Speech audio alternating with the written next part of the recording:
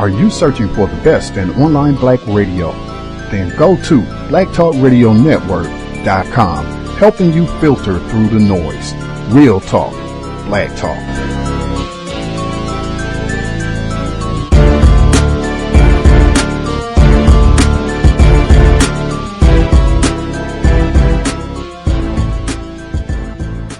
The internet is full of half-truths and all-out lies. We've all seen them, and many people on social media complaining about it.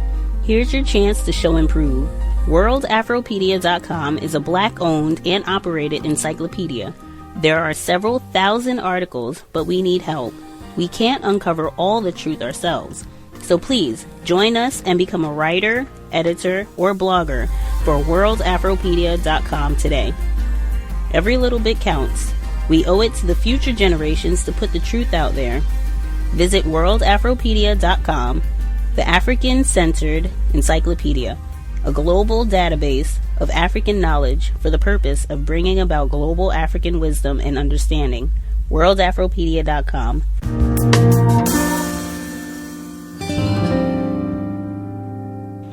Everybody understands, of course, that the condition of slavery, as you just pointed out, is the absence of consent. Nobody consents to be a slave.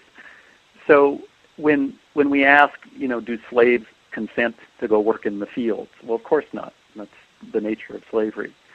And that's true across the board. It's not just about work. It's about any interaction with a master. Therefore, any sexual contact between a master and a slave is essentially a case of rape. Now, most people would agree with that, and we talk actually in our history classes about how the white plantation owner would go into the slave quarters and rape women who were in that condition of slavery. But even though we'll say that in kind of a general way, that's very difficult for some people to recognize when it's applied to a specific white person, especially a revered white figure like Thomas Jefferson. So here's Thomas Jefferson, who's the author of the Declaration of Independence and our third president, and this much revered figure. Somebody people have a lot of respect for, a lot invested in their ideas about Thomas Jefferson. Yet it's undoubtedly true that now, because of the DNA evidence and other forms of evidence, that we know that Thomas Jefferson had sexual relations with Sally Hemings, a woman he owned. That means, by definition, Thomas Jefferson raped Sally Hemings. So now, even though the logic of that is, I think, beyond question, as you just pointed out, because Thomas Jefferson is such a heroic figure in American history for white people often simply cannot accept that. So they'll talk about how he and Sally had a loving relationship, and all of these attempts to gloss over the fact that, in fact, Thomas Jefferson owned her, and that when she was, submitted to sexual relationships with him, it was in that conditions of master and slave. I don't know exactly why, but there's something about Thomas Jefferson and his status that when you make that claim, it drives white people crazy. Now, that's not to say that, I don't know anything, obviously, about the psychology of Sally Hemings. I haven't been able to talk to her, obviously. So I can't speak to how that relationship looked to her, nor can any of us, obviously, because, of course, she's long dead. So we don't know how she experienced this, but we do know the legal status that she had in relationship to Thomas Jefferson at the time. And therefore, I think to say that Thomas Jefferson raped Sally Hemings is it's historically accurate, it's logical, as you pointed out, but that doesn't mean people, like to hear it. Context of White Supremacy. Gus T Renegade in for another broadcast, hopefully to share constructive information on the system of white supremacy. Today's date, Friday, January 29th, 2016. So I have been told. That was Robert Jensen, suspected racist, He was on the program. He's been on the program repeatedly. That was from 2011, going right into Area 8, sexual activity, where we left off with last week. Our study session, The Half Has Never Been Told. Mr. Edward Baptist, also a racist suspect. We are picking up in Chapter 7, The Seed. This is a rather lengthy chapter, so we have quite a bit to get to. This is our 8th study session. We are on the home stretch. We will go ahead and get started, see if we can cover as much material as possible. Context of White Supremacy, The Half Has Never Been Told, audio segment number 1. In the 19th century U.S. South, two factors stood in the way of white men who wanted to play out Edwards-style fantasies. One was the fact that American religious reformers had begun to identify non-marital sexuality as a major social problem, in part as a reaction to the way the increased mobility of young adults brought new temptations into their lives. Commercial quickening turned New York and other cities into hunting grounds for prostitutes looking for traveling businessmen, and vice versa. The solution, said authors of literature on the topic, many of them female, was that girls and women needed to refuse sexual contact outside of the guarantee for the support that marriage provided. Young men, meanwhile, needed to learn the self-control such authors thought necessary to make the young republic a moral paragon by avoiding illicit sex and masturbation. The Victorian complex of ideas about sex soon became the consensus view of respectable society, and enslaved people themselves often resisted, setting limits on the ability of white men to fulfill their desires. Their resistance was strengthened by strategies developed over generations of experience in southeastern communities. African American family networks and ties to white patrons gave some girls and women allies who could intervene to prevent horrific abuse. The best-known case is that of Harriet Jacobs, whose Edenton, North Carolina enslaver pursued her from the time she began puberty in the mid-1820s. For a decade, Jacob deflected his advances with the help of white and black allies. Ultimately, she sought refuge in the attic of her grandmother, a free woman of color. Of course, some women of African American descent used their sexuality to create a little leverage for themselves. Nor was the shift toward a more Victorian way of thought the only reason why, for instance, white women felt anger and competition when their husbands had sex with enslaved women. And despite respectable condemnation of concubinage, the coercion of enslaved women continued in the 19th century. In one case, the South Carolina Governor James Henry Hammond bought a woman and her daughter. The mother became his sexual partner. When her daughter reached 12, he made the girl his victim as well. He also molested his 4 white nieces, creating a scandal that ruined their marital prospects. Its effects on him were temporary, however, and he was elected to the U.S. Senate. Still, men like Hammond became increasingly circumspect in the Southeast. But the Southwestern region was different, in several key ways. Many migrant whites came with the idea already in their heads that slavery's frontier was a white man's sexual playground. To be a gentleman here, wrote one visitor from New Orleans, one must patronize a yellow miss. If a young buck has 1 or 2 discarded lemons, his credit rises in proportion to the number. Supposedly, in arrangements called plaçage, young white men contracted with mixed-race women for long-term sex work. More temporary associations were arranged at balls that were limited to white men and nightgown-clad women of color, who were, as one irate white woman fumed, heaven's last, worst gift to white men. The complaints about New Orleans reflected the fact that many Southwestern whites wanted proper forms of sexual morality to govern the public culture of the region. But that plan collapsed. The explosive growth of the interstate slave trade relentlessly forced the commodification of enslaved women's sexuality into view. And no individuals were more directly responsible for that than the nation's biggest slave traders during Jackson's presidency, Tennessee-born Isaac Franklin and his partners, who included, in a way, both Nicholas Biddle and Andrew Jackson. During Jackson's first term in office, as impending Indian removal made it clear that new markets for slaves were about to open, Franklin's firm rode the rising demand to become the biggest slave trading firm in the United States. By 1832, BUS lending in the lower Mississippi Valley was 16 times the 1824 level, because that was where Biddle saw the opportunity to give the great staple of the country, cotton, assistance in bringing it into the commercial market.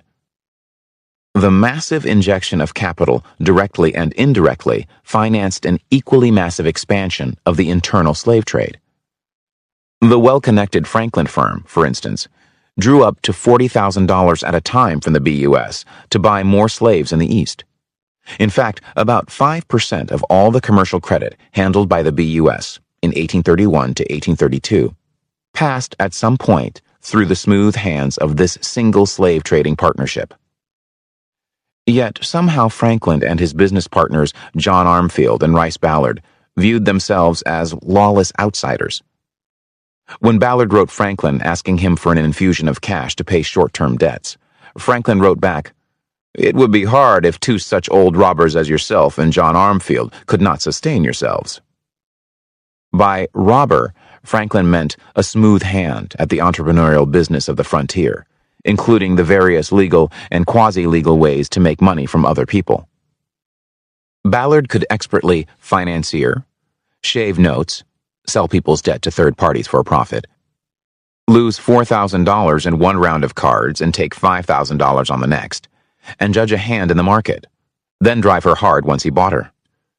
Sure, they took risks, but if they lose everything, one day, said Franklin, on the next, they can rob far more. Even their competitors, and the bill brokers, land speculators, and bank schemers who populated their circles, were robbers. Land pirates, they sometimes called each other. Perhaps land pirates viewed themselves as outsiders because some southeastern elites, reacting to the new abolitionist criticism of the early 1830s, were beginning to scapegoat slave traders again. Or maybe because Ballard was the sort of man who threatened to shoot a powerful Mississippi politician on sight if the man didn't start paying his debts. Politicians, meanwhile, passed laws restricting slave traders when it suited their needs, and Franklin and his friends habitually bent and broke those laws. And maybe the slave traders cultivated a sense of rule-breaking because of the way entrepreneurs, at the cutting edge of economic expansion, tend to sneer at old-fashioned risk-averse people. Less savvy slave buyers were, to Ballard, thick-headed gumps, who were not alert to the intricacies of skinning and shaving. The ultimate reason why the slave traders felt the kind of power experienced by an outlaw who gets away was half-hidden, but everybody knew about it. In 1834, Isaac Franklin wrote Rice Ballard from New Orleans, where Nat Turner panic had worn off and the trade in hands was once again going full tilt. Talking about himself in the third person, or not exactly as a person, Franklin wrote, "The way your old one-eyed friend looked the pirate was a sin to Crockett," he said. Sin to Crockett was a slang term meaning astounding. Davy Crockett was a frontiersman turned stage performer turned congressman and author of a spectacularly exaggerated autobiography. And one-eyed friend, well, here Franklin meant himself, but also a penis. In the same vein, Franklin continued, "The fancy girl from Charlottesville, will you send her out or shall I charge you $1,100 for her? Say quick. I wanted to see her.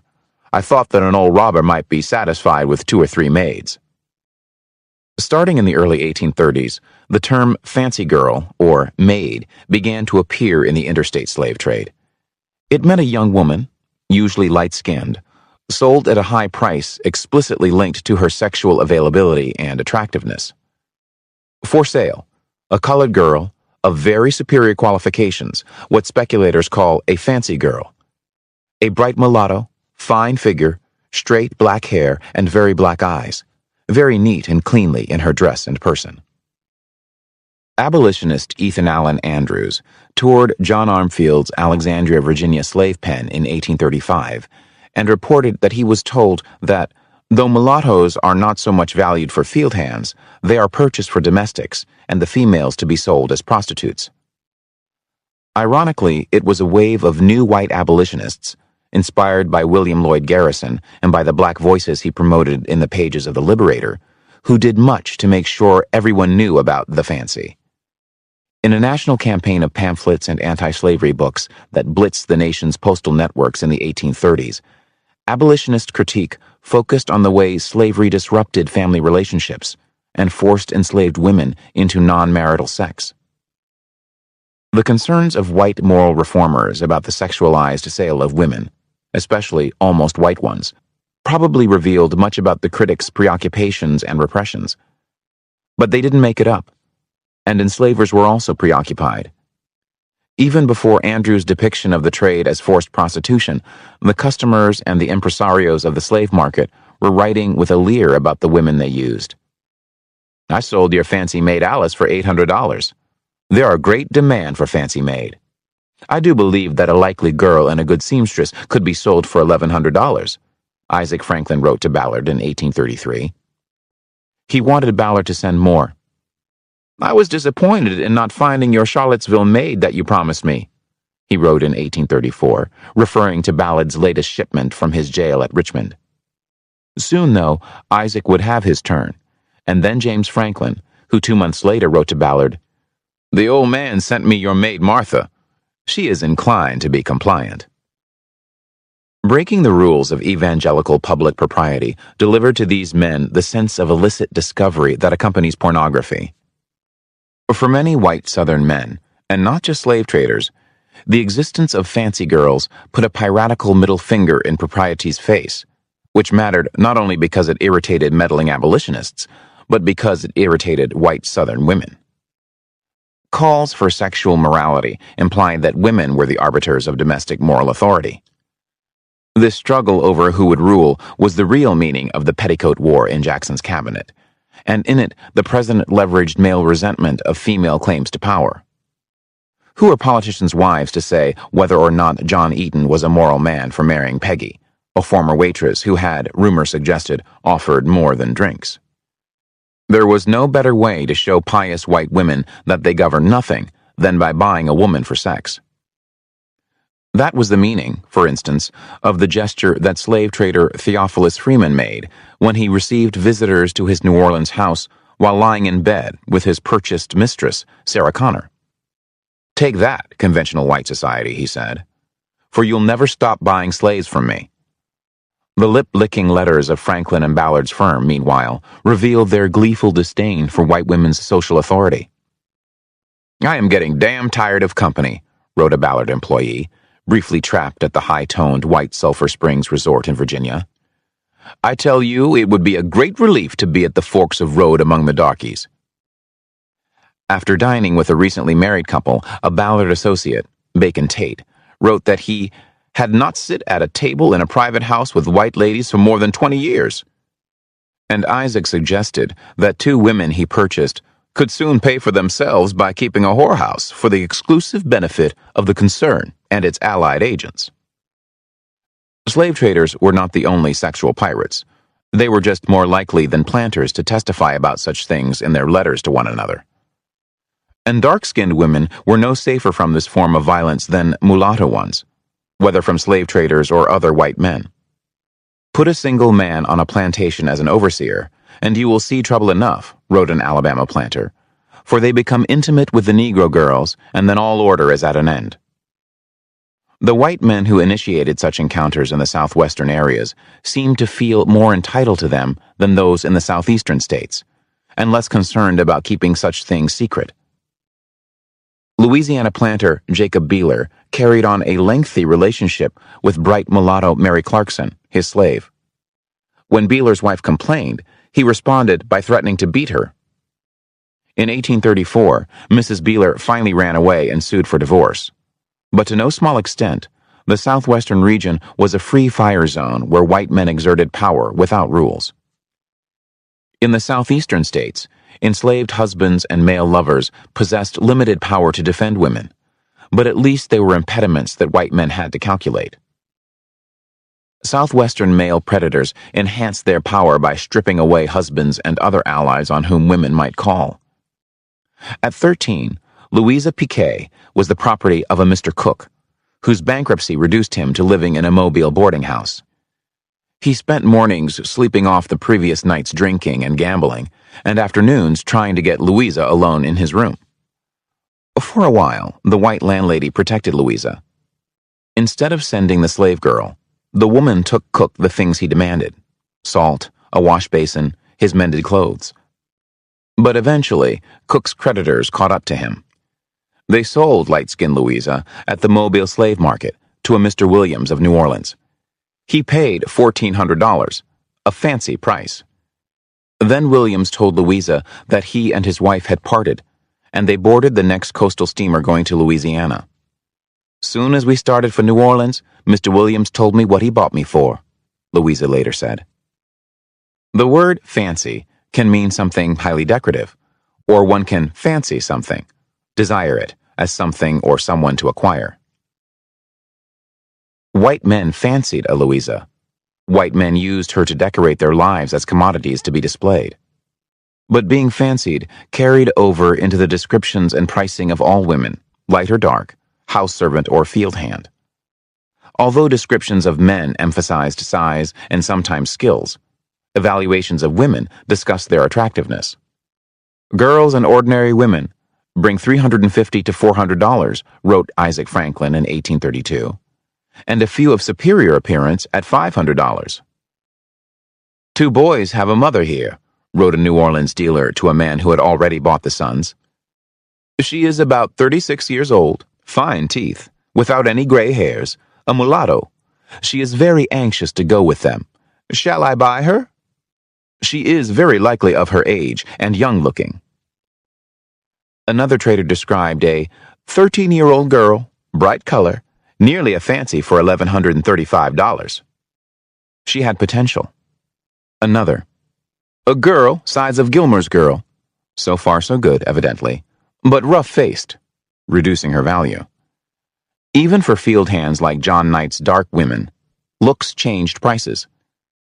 Male buyers imagined times between days, hidden spaces between cotton rows. For the female half of the enslaved people traded and moved, sexual assault and exploitation shaped price and experiences. Traders manipulated buyers' fancies to make sales. "We anticipate tolerably tough times this spring for one-eyed men," wrote James Franklin to Rice Ballard in 1832.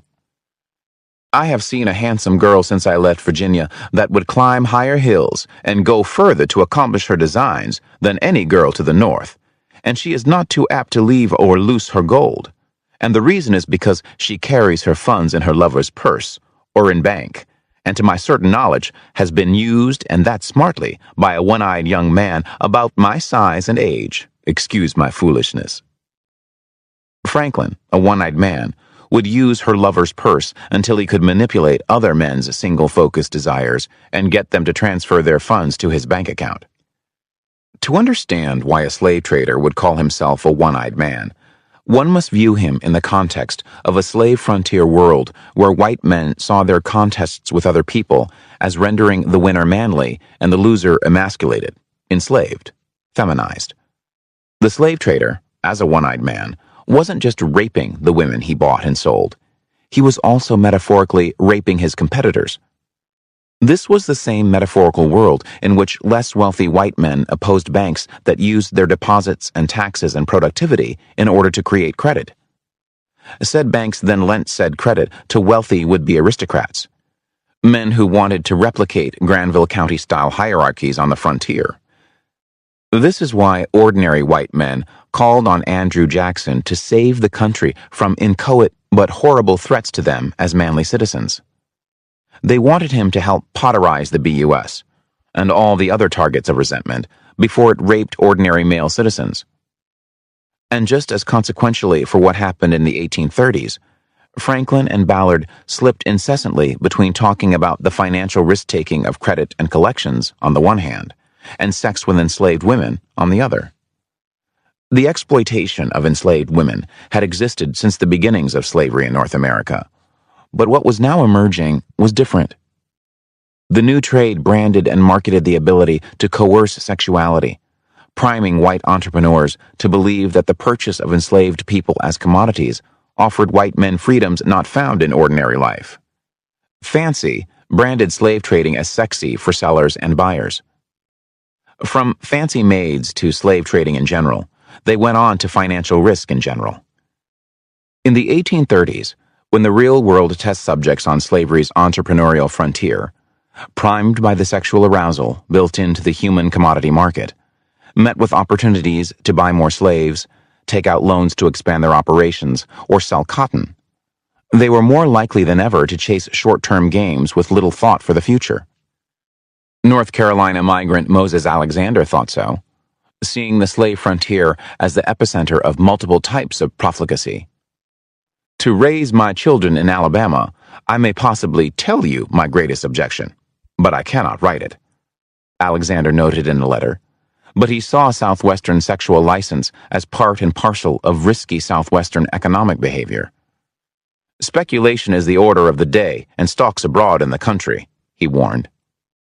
Events would reveal that his estimate of one-eyed enslavers was correct. Stimulated by the domestic slave trade to think of themselves as rule-breaking one-eyed men who could always have their fancy, Southwestern entrepreneurs were planting the financial seeds of still more irrational choices. Enslavers would soon insist on taking on immense debt, but they underestimated the downside of that risk, and eventually, not only because they had been trained to feel that the universe had loaded the dice in their favor. People almost always misjudge downside risk when the prices of assets, such as slaves, are rising. They know intellectually that asset prices that have climbed in the past, whether Dutch tulip bulbs, Yazoo company stock, or subprime mortgage securities, have formed bubbles that eventually popped. But this time is always different. To most one-eyed men, the B.U.S. seemed like a maiden-aunt chaperone who frowned at any sign of a creeping hand. Enslavers benefited from bank-induced stability and steady credit expansion, but the B.U.S. limited credit expansion and favored only a few entrepreneurs. Of course, there were other important reasons, even rational ones, why enslavers wanted to borrow more money. The more slave purchases they could finance, the more cotton they'd make, and cotton was the world's most widely traded product. It had an unending market. So the more cotton they made, the more they'd sell, and thus the more money they'd make. Owning more slaves enabled planters to repay debts, take profits, and gain property that could be collateral for even more borrowing. At the same time, it made sense that people with money wanted to lend it to entrepreneurs on slavery's frontier. People who have money want to lend it if they can make still more money doing so, especially if they can feel certain of repayment. Lending to the South's cotton economy was an investment not just in the world's most widely traded commodity, but also in a set of producers who had shown a consistent ability to increase their productivity and revenue. In other words, enslavers had the cash flow to pay back their debts. And their debts were secure, since enslavers owned a lot of valuable collateral. In fact, they owned the biggest pool of collateral in the United States, 2 million slaves worth over $1 billion. Not only was that almost 20% of all the wealth owned by U.S. citizens, but it was the most liquid part of that wealth, thanks to the efficiency of markets manned by professional slave traders and supplied with credit by a B.U.S.-governed financial system. Potential lenders, such as the banks of Western Europe and their investors, the old and new upper classes whose savings Baring Brothers and the Bank of England pooled, wondered whether Biddle was perhaps not investing aggressively enough or passing on sufficient profits to Europeans who bought B.U.S. bonds. Enslavers, meanwhile, wanted to transform their control over enslaved people's bodies into authority over their own credit. In 1827, a Louisiana enslaver had created a tool that might answer both tasks at once.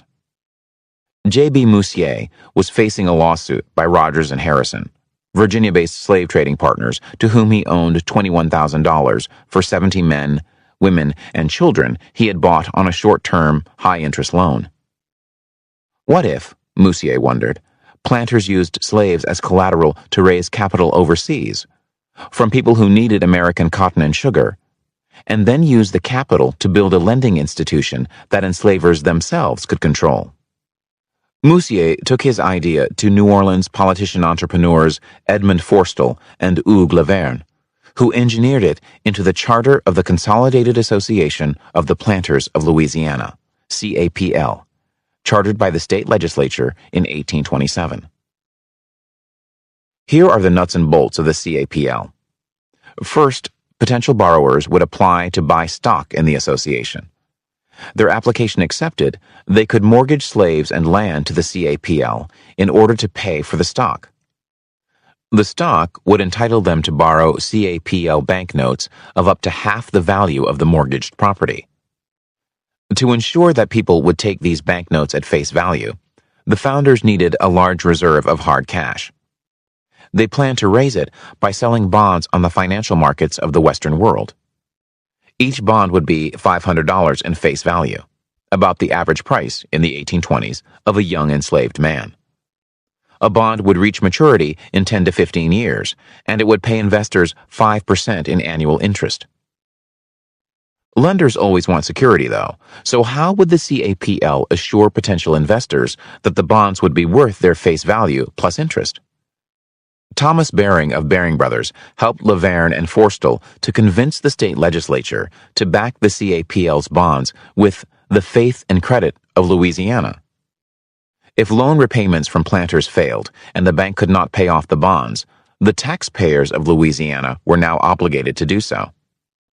The state's commitment convinced the European securities market. In 1828, the CAPL received from Baring Brothers, its European brokers, the first receipts from bond sales that would ultimately total $2.5 million in sterling bills, redeemable for silver at the Bank of England. The bank started to lend out $3.5 million in new CAPL notes, printed by a London engraver, to planter stockholders. For the next dozen years, entrepreneurs working with legislatures in Louisiana, Mississippi, Alabama, Tennessee, and the territories of Arkansas and Florida replicated CAPL innovations in a series of new banks. Many were bigger, generated more capital, and sold even more bonds than the CAPL. The tens of thousands of enslaved people named in their documents were still used as collateral mortgaged to a lender, which was now a local bank like the CAPL. But the bank's bonds securitized the slave mortgages. Securitization is the pooling of debt from many borrowers so that it can be sold off in uniform chunks, reducing the risks inherent in lending to one person at a time. Now, all bond buyers would share in the profits of the CAPL, while being shielded against the kind of catastrophic individual losses a single lender would suffer if, say, a borrower's slaves died en masse at a malaria-infested labor camp, or if floods destroyed a cotton crop. The financial product that such banks as Baring Brothers were selling to investors in London, Hamburg, Amsterdam, Paris, Philadelphia, Boston, and New York was remarkably similar to the securitized bonds, backed by mortgages on U.S. homes, that attracted investors from around the globe to U.S. financial markets from the 1980s until the economic collapse of 2008. Like the CAPL bonds, mortgage-backed securities shifted risk away from the immediate originators of loans onto financial markets, while promising to spread out, and thus minimize, the consequence of individual debtors' failures. Investors who purchased latter-day mortgage-backed securities plan to share in streams of income generated by home buyers' mortgage payments. Likewise, the faith bonds of the 1830s generated revenue for investors from enslavers' repayments of mortgages on enslaved people. This meant that investors around the world would share in revenues made by hands in the field. Thus, in effect, even as Britain was liberating the slaves of its empire, a British bank could now sell an investor a completely commodified slave, not a particular individual who could die or run away, but a bond that was the right to a one-slave-sized slice of pie made from the income of thousands of slaves. Typically, credit brings risk. For the borrower, there is the risk of not being able to pay, and for the lender, the risk that he will not be repaid. The CAPL model shifted risks away from both the immediate lender, a bank, and the borrower. In fact, the faith bonds shifted or socialized risk onto two groups of people. The first was the enslaved. Their own hands would have to repay the loans. And if their owners did not pay their debts, the enslaved people themselves would be foreclosed upon. Second, if neither bank revenues nor foreclosure sales of human collateral could pay back the bondholders, the citizens of the state would have to redeem the bonds with their own taxes. The fact that popularly elected legislatures repeatedly supported such bond schemes is therefore remarkable. After all, many elements of the intensely democratic frontier electorate saw banks as machines designed to channel financial benefits and economy governing power to unelected elites.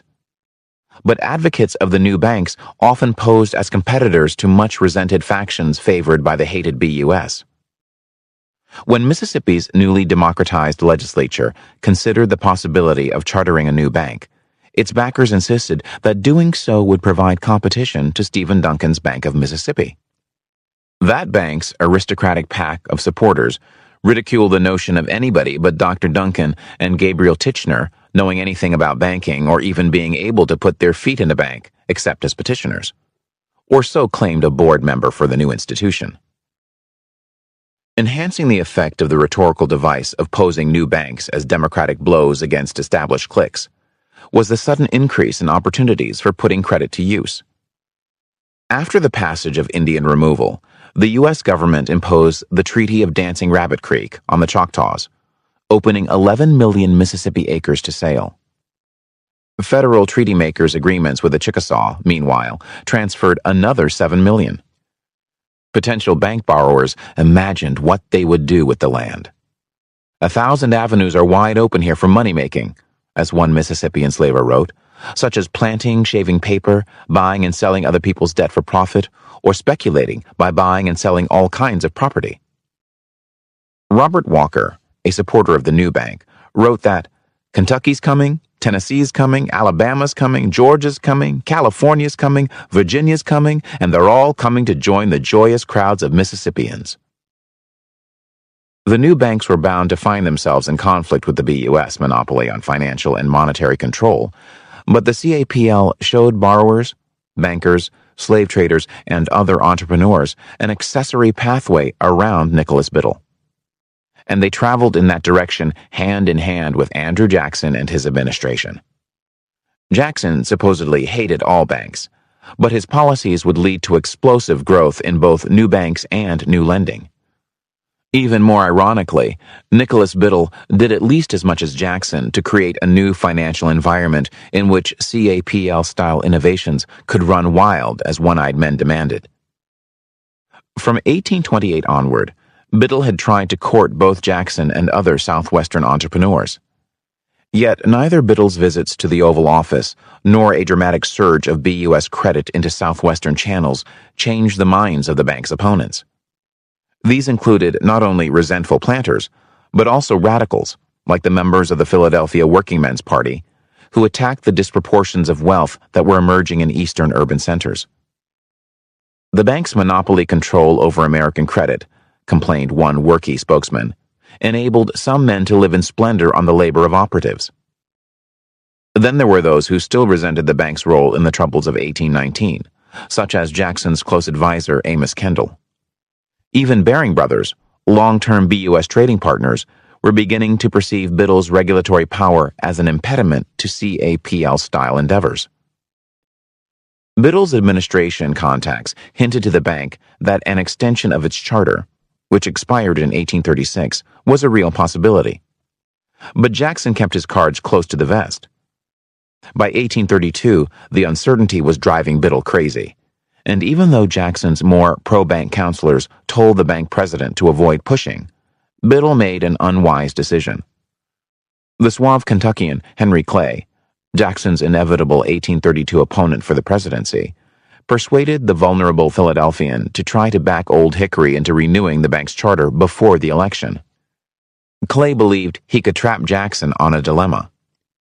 If Jackson vetoed the recharter, Old Hickory would lose the electoral votes of pro-bank Pennsylvania. If Jackson signed the bill, he would blur the lines between himself and Clay, blunting the enthusiasm of his most fervent foot soldiers. In June, the Clay-manipulated Senate passed a bill reestablishing the BUS for another 20 years. Southwestern senators split on the issue. Louisiana's delegation supported it. So did Mississippi's George Poindexter. BUS loans financed his extravagant lifestyle. But Mississippi's other senator stood against it, with those of Tennessee and Georgia. On July 3, the House followed suit with its approval. The next day, Martin Van Buren, who was replacing Calhoun as the vice presidential candidate on Jackson's ballot, found the president sick in bed. The old general squeezed Van Buren's hand and struggled to sit upright. "The bank, Mr. Van Buren, is trying to kill me, but I will kill it," he said. Back in 1815 at New Orleans, Edward Pakenham had also thought he had Jackson trapped. Pakenham died on a sugarcane field. Over the next week, alternating between his sick bed and meetings with a hard core of anti-bank advisors, Martin Van Buren, Maryland's Roger B. Taney, and Amos Kendall, Jackson worked up an essay that supported what he was about to do. On the 10th, he announced his veto of the bank recharter. This was an unprecedented act. No president, opponents would charge, had vetoed an act passed with overwhelming support by both houses, simply because he personally disagreed with the policy it enacted. Yet Jackson asserted an idea of power in a representative government that showed why less wealthy white men supported him with such ferocious loyalty.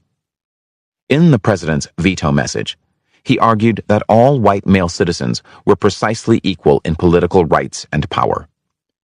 The government should not favor anyone, and in particular, it should not fulfill the self-interested wishes of the wealthy over the will of the majority.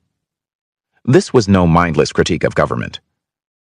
He did not agree with, for instance, the D.D. tadpole-eating crew, as one Tennessee Jacksonian called South Carolina's nullifiers. Instead, said Jackson, if government would confine itself to equal protection and, as heaven does when it rains, shower its favors alike on the high and the low, the rich and the poor, it would be an unqualified blessing. But in Jackson's judgment, the bank did not measure out equal justice. Instead, it used the government's favor to make the rich richer and the potent more powerful.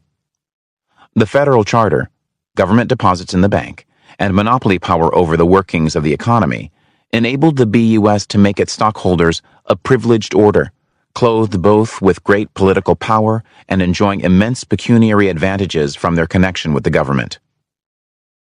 Congress exploded. The reaction was so furious, in fact, that Biddle believed the electorate would punish Jackson at the polls. One individual, wrote Biddle, has opposed his will to the deliberate reflections of the representatives of the people. And indeed, the fall 1832 election was an epic moment that helped crystallize the coalitions of voting blocs and politicians into modern political parties. Henry Clay's supporters, outraged at the veto, included the National Republicans, who had supported John Quincy Adams. They linked up with former Jackson supporters who thought the national bank was necessary and believed that the general's veto had broken all restraints on the executive branch. Also joining them were supporters of moral and economic improvement who believed that Jackson's followers ignorantly opposed progress. Young Abraham Lincoln, for instance, was the only reader in his family, the one who had left his father Thomas's farm in the woods. He had walked all the way to the Illinois frontier town of Salem Creek to work in a store and read law. Abraham Lincoln was also the only one in his family who joined the brand new party of Jackson's opponents, the Whigs. Clay's opponents included most of Jackson's core constituencies from the 1828 election. In the veto summer, their representatives united at the first ever National Convention of the Democratic Party. They included many southeastern and southwestern enslavers who lacked personal connections to merchants and bankers. The Democrats also included small farmers, tenants, and the rural landless of the southern and northwestern frontiers, urban workers, and Robert Potter sitting in the Granville County Jail. Everyone energized by Jackson's assertive refusal to accept anything less than white male equality. The BUS openly subsidized Clay's presidential campaign. In so doing, it did much to prove Jackson's points, which Biddle foolishly publicized by having tens of thousands of copies of the veto message distributed throughout the country. He thought that everyone who read it would agree that Jackson had produced a manifesto of anarchy addressed to a mob. But when all the votes were cast, Biddle's mob, or in Jackson's terms, the people, has sustained the president's veto of the pro-bank Congress, re-electing Jackson by a clear majority in both popular and electoral votes. Anyone who understood at the sub-rational level why Robert Potter's support increased with each conflict he fought against the Granville County elite would also understand why Clay and Biddle and the B.U.S. went down to inglorious defeat in November 1832. The destruction of the B.U.S. definitively established popular but white males-only democracy as a winning play in the U.S. political competition. White men forced to the margins of the changing U.S. economy usually chose the Democrats as their political home, and would do so for the next 14 decades. Frontier enslavers, even if they were outside of the old bank cliques, didn't want the same kind of democracy that Jackson's hottest partisans among common white men wanted. But the two groups could cooperate, at least during good times. Yet, even though Jackson believed he was acting to protect opportunity for all white men, his policies repeatedly gave the frontier's entrepreneurial elite exactly what most of them wanted: more Indian lands, more territories to the west for slavery, free trade for cotton, and, finally, destruction of all limits on their ability to leverage enslaved people's bodies as credit. The majoritarian philosophy of the new Democratic Party would be fatally alloyed by its commitment to both slavery's expansion and the unregulated, unstable economy that one-eyed entrepreneurs desired. But in the short term, the 1832 election convinced Jackson that the people now expected him to cut off the monster bank's power to divert the blessings of government to the well-connected. And Jackson's most fervently populist followers had long been anticipating a moment of confrontation with the nefarious powers who they thought were scheming to steal the independence and equality promised to white men by American citizenship. The B.U.S. charter allowed it to serve as the central bank until 1836, so Jackson pushed his advisors to find a legal or quasi-legal way to move against the bank. Finally, the president ordered Secretary of the Treasury Louis McLean to remove government deposits from the B.U.S. Instead, McLean issued a report showing that Biddle's staff had managed the deposits judiciously. So Jackson reshuffled his cabinet. Roger Taney eventually became the Secretary of the Treasury, and in September 1833, he began to draw down the $10 million in federal money that was still sitting in the B.U.S. account. Needing somewhere to put federal money, the executive branch decided to distribute it among individual state-chartered banks. "Those which are in hands politically friendly will be preferred," wrote one of Jackson's most trusted political operatives. The opposition press called the recipients of federal money the pet banks. The Union Bank of Nashville was the chosen pet for Tennessee, for instance. It just happened to have been founded by the brother-in-law of James K. Polk, Jackson's main political lieutenant in the state. The ranks of the pets soon expanded to over 30. While the Eastern institutions that received federal deposits were conservative with the new influx of money, banks at the leading edge of Southwestern expansion used government funds as an excuse to expand lending dramatically. Mississippi Pet's directors knew that, after land sales in the Chickasaw and Choctaw Cessions, government land offices would deposit hundreds of thousands of dollars. Anticipating these new reserves, which were also, they might have remembered, liabilities that could be withdrawn, the banks began to print and lend their own paper money. By late 1833, Mississippi banks had 20 times as much paper floating around the economy as they had gold in their vaults to back it up. From Columbus, Mississippi, a boomtown in the state's northeastern corner, D.W. Jordan chortled, "Here I can make money," to his North Carolina relatives. John Knight reported that Natchez cotton was 18 cents per pound. He wanted to buy a woman for his wife, and Isaac Franklin was now charging $1,000 for a well-schooled house servant. "We shall do well this season," Franklin wrote. Back in Philadelphia, however, the monster bank still had claws. After Jackson's withdrawal of the deposits, Biddle fought back. In November 1833, the B.U.S. began to call in all its loans. As he deliberately induced a massive recession, Biddle announced that, "The other banks and the merchants may break, but the Bank of the United States shall not. Businesses closed down. Factories and workshops stood idle. Retail districts had no buyers. The slowdown threatened devastation to heavily leveraged planters and cotton merchants. Interest rates, offered to the brokers who flocked to New Orleans every fall to buy the cotton harvest, rose to 25%. Cotton purchases dropped, pushing the recession up the rivers into the Crescent City's vast watershed. In Mississippi, wrote one Natchez lawyer, "Times are very hard. The mad course of the president has caused more ruin in the country than was ever known before." Now, John Knight watched cotton prices plummet to 9 cents per pound. The price of slaves followed. "I tried every bank in this city for a check on the North," wrote a panicked Isaac Franklin from New Orleans, "but none will. The bank here will not discount $1, confirmed his Natchez allies. Many blamed Jackson.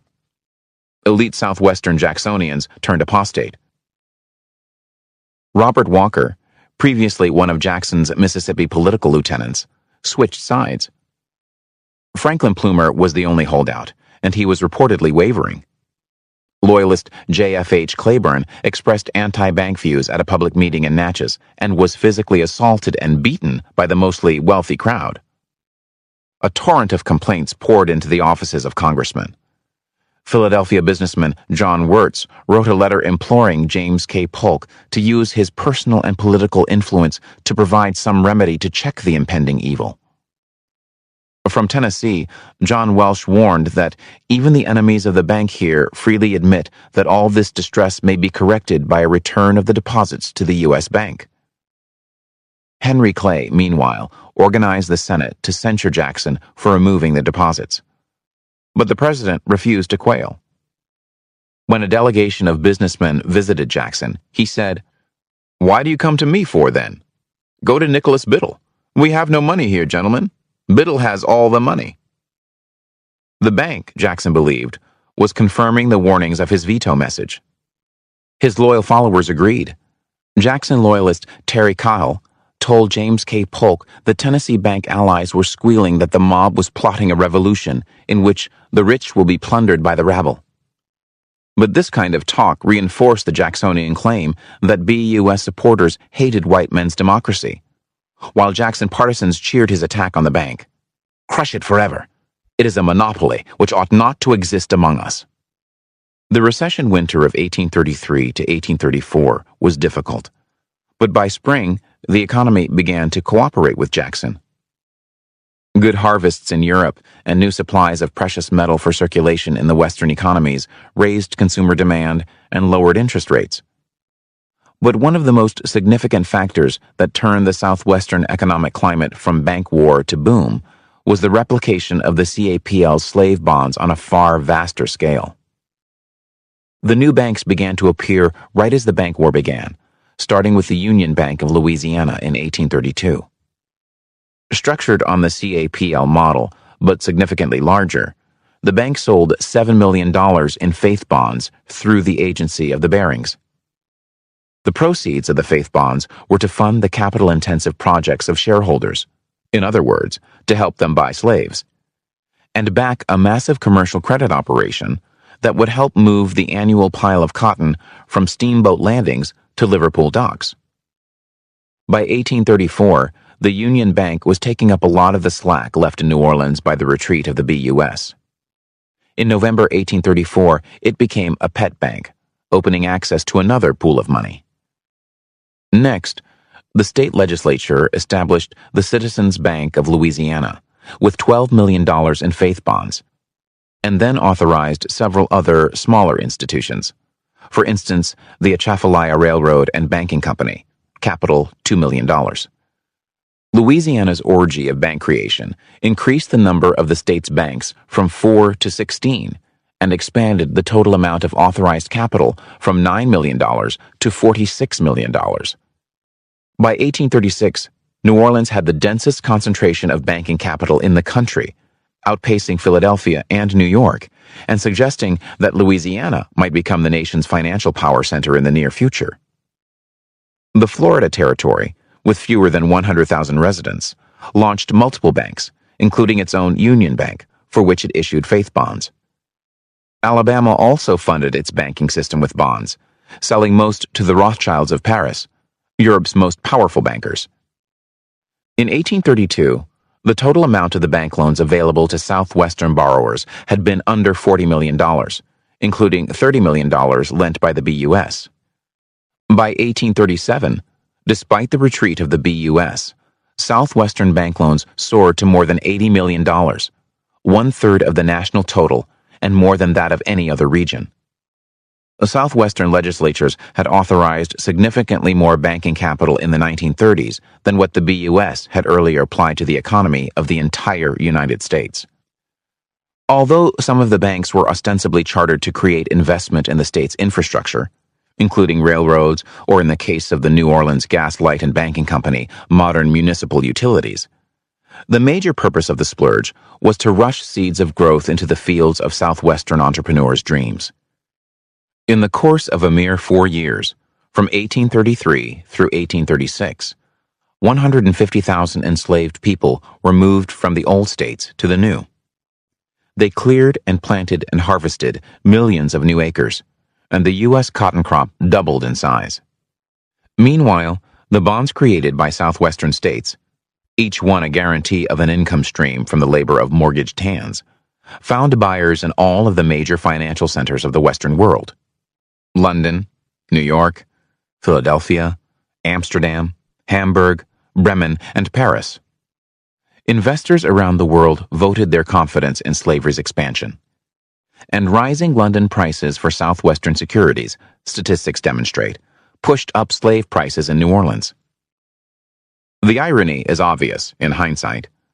Andrew Jackson had mobilized common white male anger at arrogant, anti-democratic supporters of the B.U.S. and its allies. He and his followers, from the lowliest voter to loyal congressman, metaphorically potterized Biddle and George Poindexter and all the members of the old Southwestern bank vault factions that had monopolized frontier opportunity and tried to tell ordinary citizens to keep quiet. In fact, cartoons of the day even depicted Jackson chopping off the penile snakeheads of a hydra-headed monster bank. Yet the destruction of the B.U.S. and the ensuing deployment of banking innovations didn't make the Southern financial environment more democratic. For instance, when Franklin Plummer, the champion of the people of southeastern Mississippi, visited Natchez before the 1835 state elections, men who ran the new banks bought him a fancy carriage. Plummer then reversed his rhetoric against the use of state power to deliver bank goodies to insiders and campaigned for a slate of pro-bank candidates. When elected, these pro-bank state legislators sent Robert Walker to Washington as senator, deposing George Poindexter from office. Walker had depicted Poindexter as the servant of the monster bank, an arrogant opponent of white male equality. Now he and Plummer encouraged the Mississippi legislature as it chartered so many banks that by 1839, the state's total on-paper bank capitalization was $63 million, more than the national B.U.S. at its largest. And old insiders managed to remain insiders. Stephen Duncan, leader of the old Natchez-based Planters Bank, launched a new bank, which the state legislature chartered. Henry Clay wrote his Mississippi allies in 1834, asking a Duncan ally to give his son a loan so that he could buy a Mississippi cotton plantation. "I have a number of surplus slaves here, principally young and well adapted to a cotton plantation." Banker and planter were often the same. 10 of the top 11 borrowers from the Union Bank of Florida were members of its board of directors, or immediate relatives thereof. While some charters required new institutions to distribute loans in a more geographically equal fashion than had predecessor banks, the new banks did nothing different from the B.U.S. when it came to distributing credit to lower-class men. Thus, those who had derived political benefit from common white men's insistence on equal manhood replaced the B.U.S. with an insider-favoring banking system. The people thought they had slain the monster, but the stumps sprouted new heads that feasted on the huge sums of capital being imported via European sales of state bonds that securitized slave mortgages. All of these innovations planted a crop of dramatic consequences. Securitization's ability to export risk away from the immediate lender enabled unregulated borrowers to expand leverage without end. Here's how the equation worked. In 1835, a cousin told Anna Whitaker that each of his hands made $500 last year, raising cotton in Mississippi. If remotely true, that kind of revenue would mean a return of over 30% per year. Enslavers with access to bank credit could now borrow money on slaves at 8%.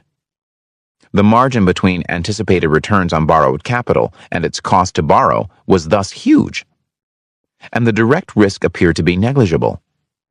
State-guaranteed slave mortgage bonds dispersed much of the immediate risk of borrowing to others, to bondholders, to taxpayers, and above all, to the enslaved. In addition, entrepreneurs themselves, including judges, politicians, and state officials, controlled debt collection in their states, making it less likely that elite borrowers would be foreclosed, even if they fell behind on payments. Banking elites had the recourse of socializing the losses, making the whole population pay off the debts of failed enterprises, just as the old Plumer, pre-carriage, and the old Walker, pre-bank war, had once warned. So as enslavers multiplied their leverage, they multiplied their revenue without increasing their individual risk. In response to these clear incentives, enslavers created still more ways to leverage slaves into still more leverage. They mortgaged the same collateral from multiple lenders. They used slaves bought with long-term mortgages to bluff lenders into granting unsecured commercial loans. Above all, they kept buying more slaves on credit. Even if they ran into problems, they figured they would still win because they could sell their assets, for the slave prices were still rising. Yet the consequences of seemingly infinite and risk-free leverage were perverse, and not just because sexual predation helped stoke the risk-taking atmosphere. Securitization enabled both the immediate borrower and immediate lender to escape the direct consequences of risk. Economists call this moral hazard, even as they dramatically increase the total risk accumulated in the financial system. The multiplication of total leverage dramatically amplified the general consequences of a potential setback, such as a sudden decline in the cotton prices, by which enslavers multiplied pounds picked per hand to calculate anticipated revenue. Yet, by late 1834, few were thinking about such possibilities. The biggest boom yet seen in the history of slavery's expansion began to swell as money from the new southwestern banks seeded the region with enslaved hands ready to meet a sudden increase in European demand. In 1832, cotton brought 9 cents per pound. By 1834, a woman reported from the Huntsville slave market, cotton at 13 cents has turned their heads. In 1835, cotton hit an ecstasy-inducing 18 cents per pound, and demand for slaves kept soaring. "I have just returned from Charlottesville court. Great many buyers, and negroes was scarce and high," reported Rice Ballard's employee from a buying trip along the Blue Ridge Mountains. "People here are run mad with speculation," wrote one visitor to the former Chickasaw land in northeastern Mississippi. "They do business in a kind of frenzy. Gold is scarce, but credit is plenty." In 1835, government land offices in Mississippi sold 2.9 million acres, more than had been sold in the entire nation in 1832. A few found frenzy worrisome. "We have not yet reached the neighborhood of a sufficiency of banking capital, but taking this as true, I would prefer to approach the point gradually, and not with such rapid strides," wrote a Louisiana man in 1835, after the legislature chartered 4 banks in 2 days. Cheap land was vanishing, wrote a migrant to newly organized Noxubee County, Mississippi. "Speculators and capitalists all have an idea to it. I have never in my life seen such a rush for land." Next, he predicted, came the forced migrants. "This country will be a perfect Negro quarter, who, underfed by gambler planters, will kill your pigs, hogs, and cows. I feel the effects of it already." But the tunnel vision of one-eyed men seemed to be working. Banks were lending, and land bought by speculators at the government minimum of $1.25 sold at $20 per acre. The clanking of chains rose from the roadways leading into the courthouse towns. Entrepreneurs looked at their ledgers, at bales stacked by the landing, and at the men and women trudging out to the springtime field. Light-skinned women stood in front of tables where traders poured their drinks and negotiated a price. Prosperity trickled credit further down the chutes and slides of the southwestern economy into the pockets of slaveholders, overseers, and random white men with smooth tongues. Like Anne Royal, cresting the hill and rounding the Alabama Bend back in 1819, most white Southwesterners thought they could see, spread out before them, a glorious future shining in a bubble. It looked like the first day when 10,000 little seedlings in the cotton field had obviously become a host of young plants. The green muscled its way upward, into the sight of the slave owner's focused eye. Who knew how miraculous the crop of his seed might become? Context of White Supremacy. Gus T Renegade. That is the first audio segment. One more. This is, I think, the first time that we actually ended with the end of a chapter. So that is the end of chapter 7. End of chapter 7. So we'll pick up for the second audio segment with chapter 8. Folks would like to comment. The number to dial, 641-715-3640. The code 564-943 pound. Press star 6 if you would like to participate. The number again, 641-715-3640. The code 564-943 pound. Press star 6 if you would like to participate. For folks who do not want to use your phone to call, you can use the free VOP line. Works anywhere in the world. It's linked at Black Talk Radio Network. For those who are not listening at BTR, you can put in this address. It is tiny, TINY.cc/1 race. And that is the number 1.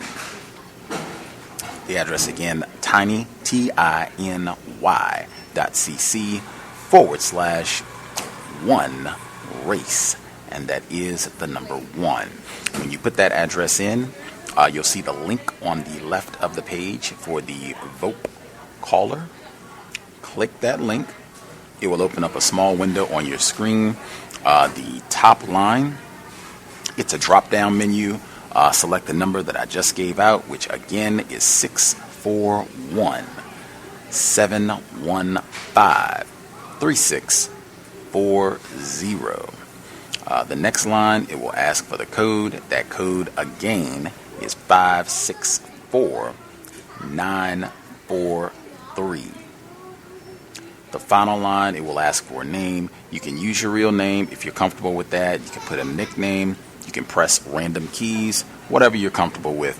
Once you get all that information submitted, click the green button at the bottom, and it will connect you to the program. You should be able to hear us live. It's the same procedure. If you would like to participate, you will see the dial pad on your screen. Press star 6. When you do that, you should hear the audio prompt. Press the number 1, and I'll see your hand. We'll get you on the line. If you have comments you would like to share, feel free to chime in. Fascinating metaphors this week. If you have commentary you would like to share, feel free to chime in. Pull my switchboard up, it's a little low. Mr. Demery 4 should be with us. I will nab other hands as I see folks. Good to hear from you, Mr. Demery 4. Yes, may I be heard? Yes, sir. Okay, greetings, Gus. Greetings to the other callers and listeners. Like you said, it's some interesting metaphors in this week's reading. But, a couple of things I picked up. The use of the word one-eyed men. I gathered for white men that kept fancy maids, and fancy maids being an acronym for black enslaved women that they sexualized during their enslavement. 2 million slaves worth over $1 billion through forming the Consolidated Association of the Planters of Louisiana, the CAPL. They were able to mortgage slaves as well as land and turn them into banknotes. Basically, just turning human beings into bonds and as a means of credit.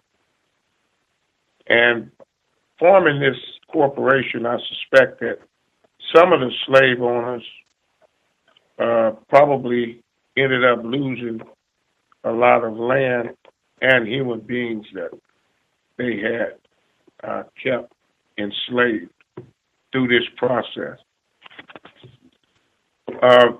I see now why Andrew Jackson's statue stands in Jackson Square in New Orleans, Louisiana, and how much Andrew Jackson meant to, or means even now, to these races.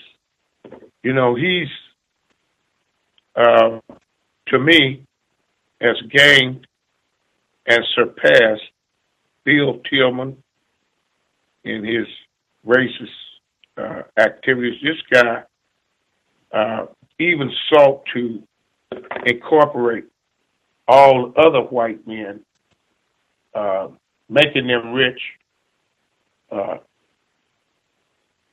through the mistreatment and use of black bodies.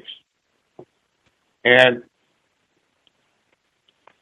with the way that they treated the fancy maids and probably some of the men also, I think that that makes these white slave owners as the nation's first and biggest pimps. And I'll mute my line and give somebody else a chance. Thanks, Gus, for taking the call. For sure, for sure. If other folks have commentary, feel free.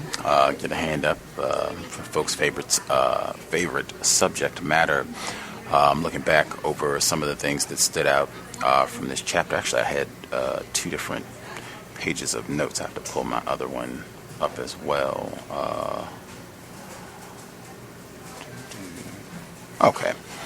Before I even get to some of the things that stood out in this book, the book Colonialism and Homosexuality stood out quite a bit. I've been trying to see if we could get that author on the program for years. He's a white man who wrote the book. He's in Australia, but a lot of what we heard during the kind of first section of the audio this week just reminded me of that book. But it's called Colonialism and Homosexuality.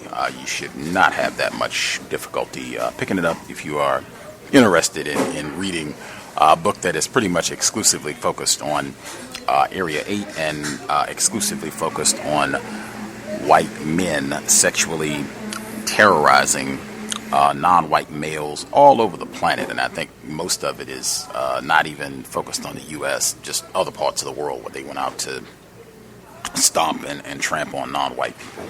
Anywho, with this section of the text, I normally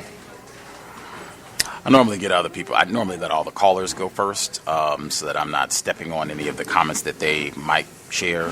So I did see Roz's hand. Roz, if you had commentary you wanted to share, feel free. Yes, greetings to you, Gus, and to all the callers and listeners. Yeah, this section was really something. There was a few things I wanted to bring up and try and keep it brief. On page 238, there's a brief section that says, in one case, South Carolina Governor James Henry Hammond bought a woman and her daughter. The mother became his sexual partner. When her daughter reached 12, he made the girl his victim as well. He also molested his 4 white nieces, creating a scandal that ruined their marital prospects. its effects on him were temporary. However, he was elected to U.S. Senate. And it just really, that one thing just reminds me of our Cynical Africans website, just the sick deviance that white people are capable of. And just the fact that he can rape a 12-year-old child and rape his own daughters. Like, I look at some of the stories we see in the news where black men or sometimes even black women might do these sorts of things to their children, and we're seeing like the origins of the deviance that we practice following in their footsteps. And this is like a prime example of like the type of stuff they would do to us that would somehow become a part of our cultural behavior just due to that exposure and that repeated abuse and terrorism. And then there was a brief section beneath that on the same page that said, supposedly in arrangements called placage, young white men contracted with mixed-race women for long-term sex work. More temporary associations were arranged at balls that were limited to white men and nightgown-clad women of color, who were, as one irate white woman fumed, heaven's last and worst gift to white men.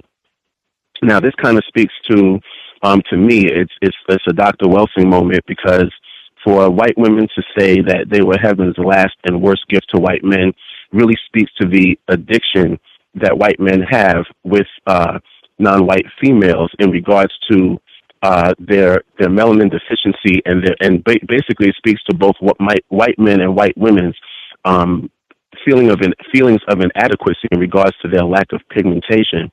And I just found it interesting because the way that they set up the system, if we look at traditional African societies, we never had prostitutes in those societies simply because of the family structure.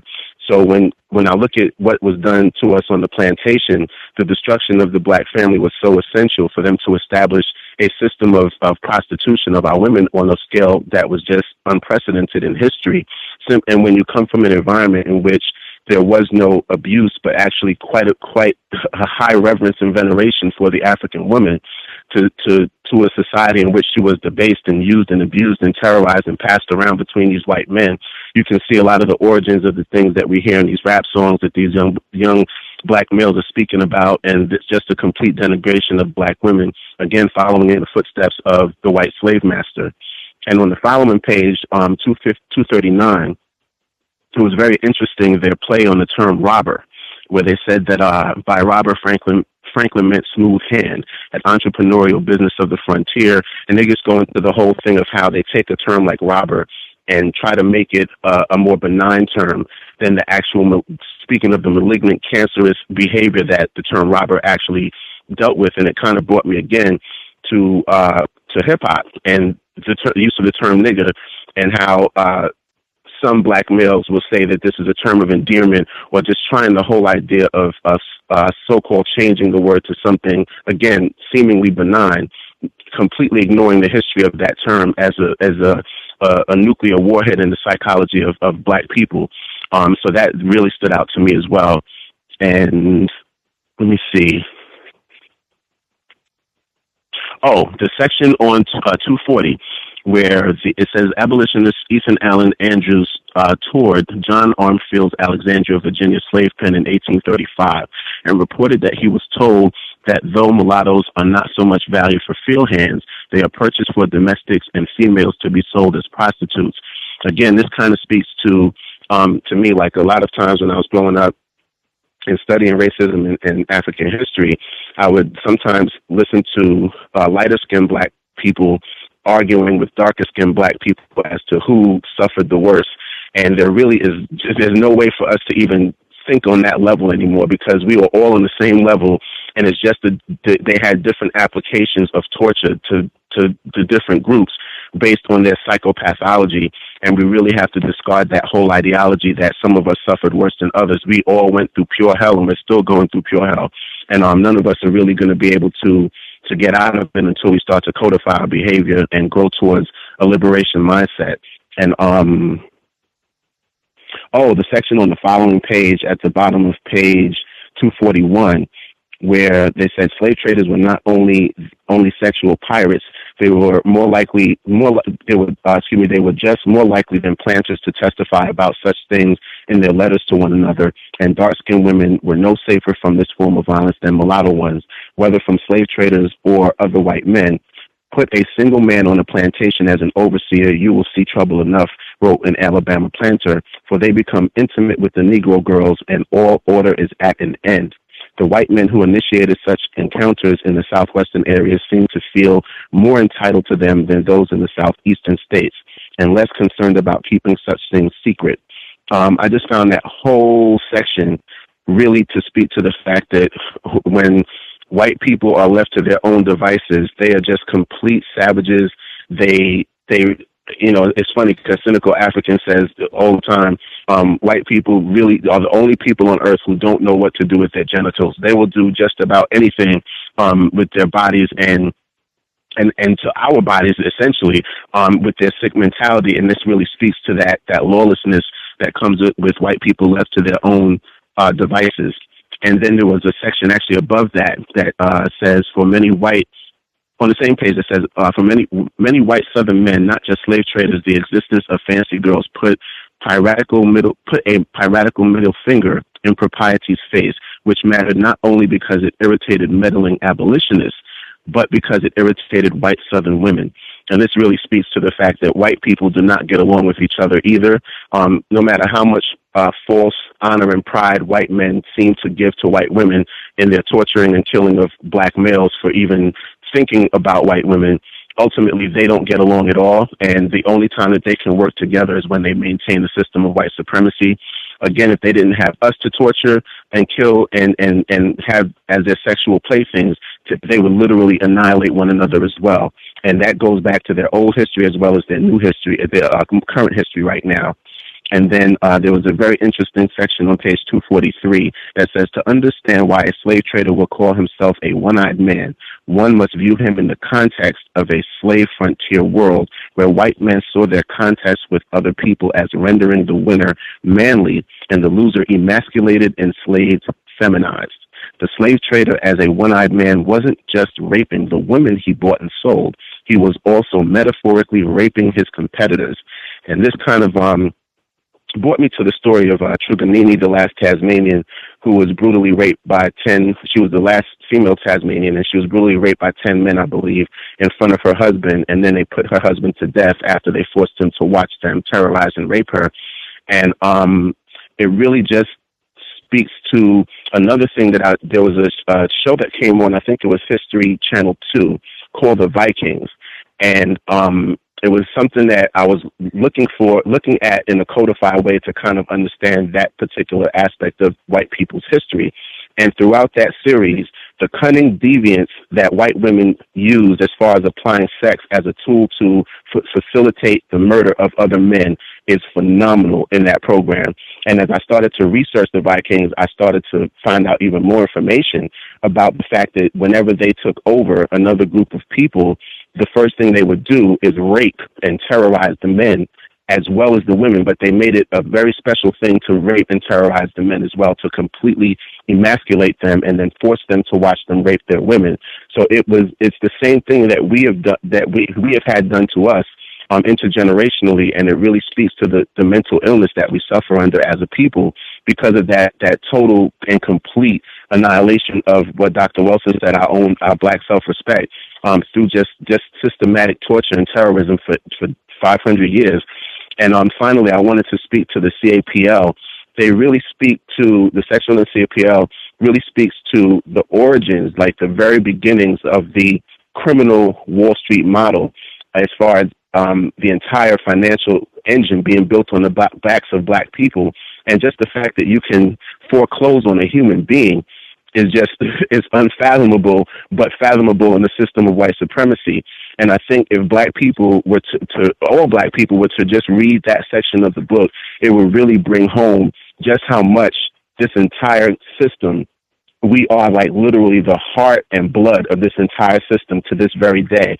And if we could start to codify our behavior, especially in the realm of stopping anti-blackness, and also in the realm of codifying how we look at white people and being completely suspect of every one of them, racist man, racist woman, racist child, I think it'll bring us just leagues ahead of where we are right now. Thank you very much, and I'll mute my line there. For sure, for sure. Next chapter is titled Blood. We're picking up on chapter 8 and we begin the second audio segment. Caller in Florida, did you have commentary you wanted to share as well? Caller in Florida, retired firefighter. Yes, sir.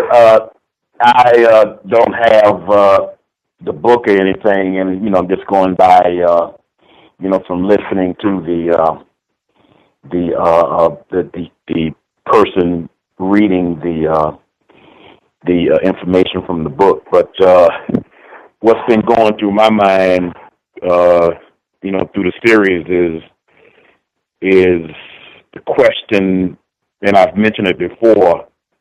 Are people who call themselves white are redeemable? I totally agree with Mr. Fuller and his objectives as far as codification, and eventually it will come to one day when the system of racist white supremacy would be effectively eliminated and replaced with a system of justice. But I can't see white people at all being in any place of authority in that process at all. Anybody any group of people that can interact with other people in the manner in what we're listening to, is to me, it's impossible that they can change their behavior and somehow come back into some sort of humanity type of a form to cooperate with others. I just can't see that happening, right now. And it's not coming from an emotional standpoint. It's coming from a scientific standpoint. To whereas, because you still see the results of this science, of this scientific weaponry that was placed upon us, you still see it today. As though someone, and I suspect people like Andrew Jackson, their plans were projected toward the future to where they would know that this would materialize into what we're talking about today. You can't convince me otherwise, as far as that's concerned. And the relationship that white females have with non-white females, especially black females, from my observations, is very deceitful. It's the epitome of what deceitfulness is. And that's the best I can give as far as the relationship is concerned. And by me hearing from this scientific means of how non-white black people were treated in such a professionally evil manner, it's not a surprise that the same things, but the results of it is still going on today. I mean, it's no different. What's the program with the non-white black lady that's basically is a dead lady for president? The program's coming on today. What's the name of that program? Scandal. Scandal. I mean, it's no different. No different in the relationship. And now the technology has it where it could be portrayed and shown all over the world continuously in film and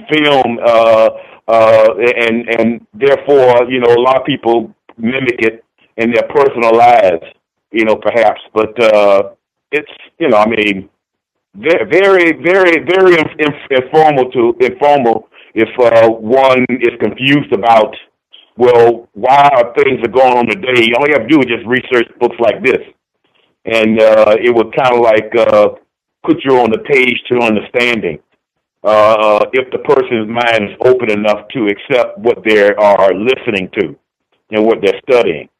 I would dare say that a lot of non-white people, we're still at the point we won't even believe a lot of this stuff. that people can be this terrible. They don't want to believe it as far as they're concerned. But very interesting book, and I'll let somebody else chime in. Thank you. Yes, sir. Yes, sir. Right. If other folks have comments, just get a hand up. We have about 20 minutes, 25 minutes or so before we get to the second audio segment. Thought I was going to sneeze. Before I get to some of my comments, I just was going to add as well, for any of the folks who, when they make films, the Nat Turner flick is supposed to be coming out soon. Nate Parker's project, that was big news this week.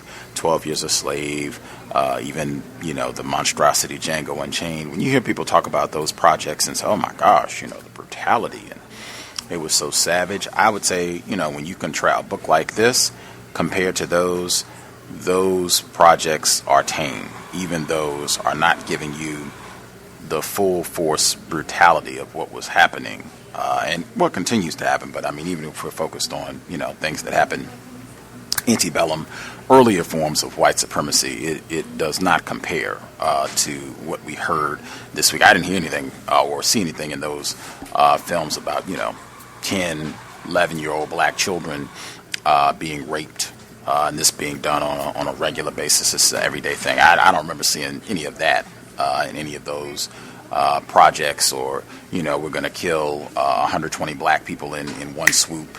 Just that sort of thing happening on a whim. Every other day, no big deal, whoop-de-doo. Just, it's really difficult to capture the truthfulness and be as accurate as possible with regards to the terrorism that has been heaped on white people in a very methodical and scientific manner by whites for centuries. That said, getting to the book, I think where he started off, and he's talking about this, conflict between these so-called Victorian ideals of morality, and you're not supposed to be doing all of this crude sexual behavior, and let's try to behave ourselves and have some discipline, and you can't be running around chasing every female and what have you, and you're supposed to save all that for marriage. You have nothing but hypocrisy and lies, just layers and layers and layers of just bold-faced lies and hypocrisy throughout the history of racism, white supremacy, where you get all these ideals of, we're supposed to be saving ourselves for marriage, and I'm just committed here, and I'm not running around. And even if you are married, maybe we have that front that we portray outwardly, and then if you check to see what's happening, it's Bill Clinton, if you want a present-day illustration, or Donald Sterling, another present-day illustration on what we heard in this book, where every other person is Thomas Jefferson or whomever else, these white people, where they're married and then slipping around. I think the person, I'll get his name once I flip the page here, South Carolina again, Mr. Ben Tillman, but former Governor James Henry Hammond, where he's married, he's got his white wife and his children, but he's still slipping out and raping black females and even raping his own children. I think that's a great point. Roz brought up that he can do all of this and still be elected. No big deal. We don't care. Not just a rapist, a pedophile. I didn't. That word was not used in the text, even though I'm glad he spelled out all the details of what Mr. Hammond did. But that's another one, in my view, that term just doesn't seem to get applied when white people are engaged in this activity. Child rapists and pedophiles, that is really should be front and center anytime that we're talking about slavery, because this is standard operating procedure in terms of what whites were doing. Yes, everybody was being raped, males, females, older black people as well, but a lot of this was focused on children, black boys and black girls, and their whole books that are written about that really capture and emphasize that aspect of it. And that's why I said even when you get these type of films and what have you, they really are minimizing and diluting the terrorism that was inflicted upon us and is still happening today. He had a sentence. I don't know if we have black female listeners, but the sentence before, it's kind of the top part of the paragraph where he's talking about what Governor Hammond did in South Carolina. But the sentence reads, of course, some women of African American descent used their sexuality to create a little leverage for themselves. To me, it stood out immediately. I am a slave. He didn't even say slave there. He just said, of course, some women of African American descent. If these are slaves, enslaved black people, certainly you try to do the best that you can and make the best of your situation. But it seemed like a sentence where he could have been practicing racism, white supremacy, in saying that these slaves are using their sexuality to manipulate terrorist, torturing whites. And that just, struck me. The minimum I could say is that is astounding. That is absurd, if not just out and out white supremacist, to even make a statement such as that. But I was curious if there were any black female listeners who had any thoughts on that statement specifically. For me, it's on the same page. The term plaquage, I hope I'm saying it correctly, where he says this is young white men contracted with quote-unquote mixed race women for long-term sex work. Number one, that would still be terrorism, torture, sexual exploitation, just with the power balance that is in place. Can you really say no? I think that's one of the points that Renethia Tate, in her book Pieces of a Puzzle, where she's talking about sexual intercourse between white men, tragic arrangements, white men and black females, where she says that a lot of black females, this is present day, she's not talking about stuff that happened way back in Abraham Lincoln days, present day, that a lot of black females do not feel that they have enough power to decline any sort of sexual offer from a white man. And I would even submit that I suspect that is probably the case for a lot of black males as well if they're approached by a white woman. But that power dynamic is always there. This is not two equals coming down to make some sort of arrangement or a contract about what we're going to do. That's just white people, again, terrorizing and exploiting. Let's see.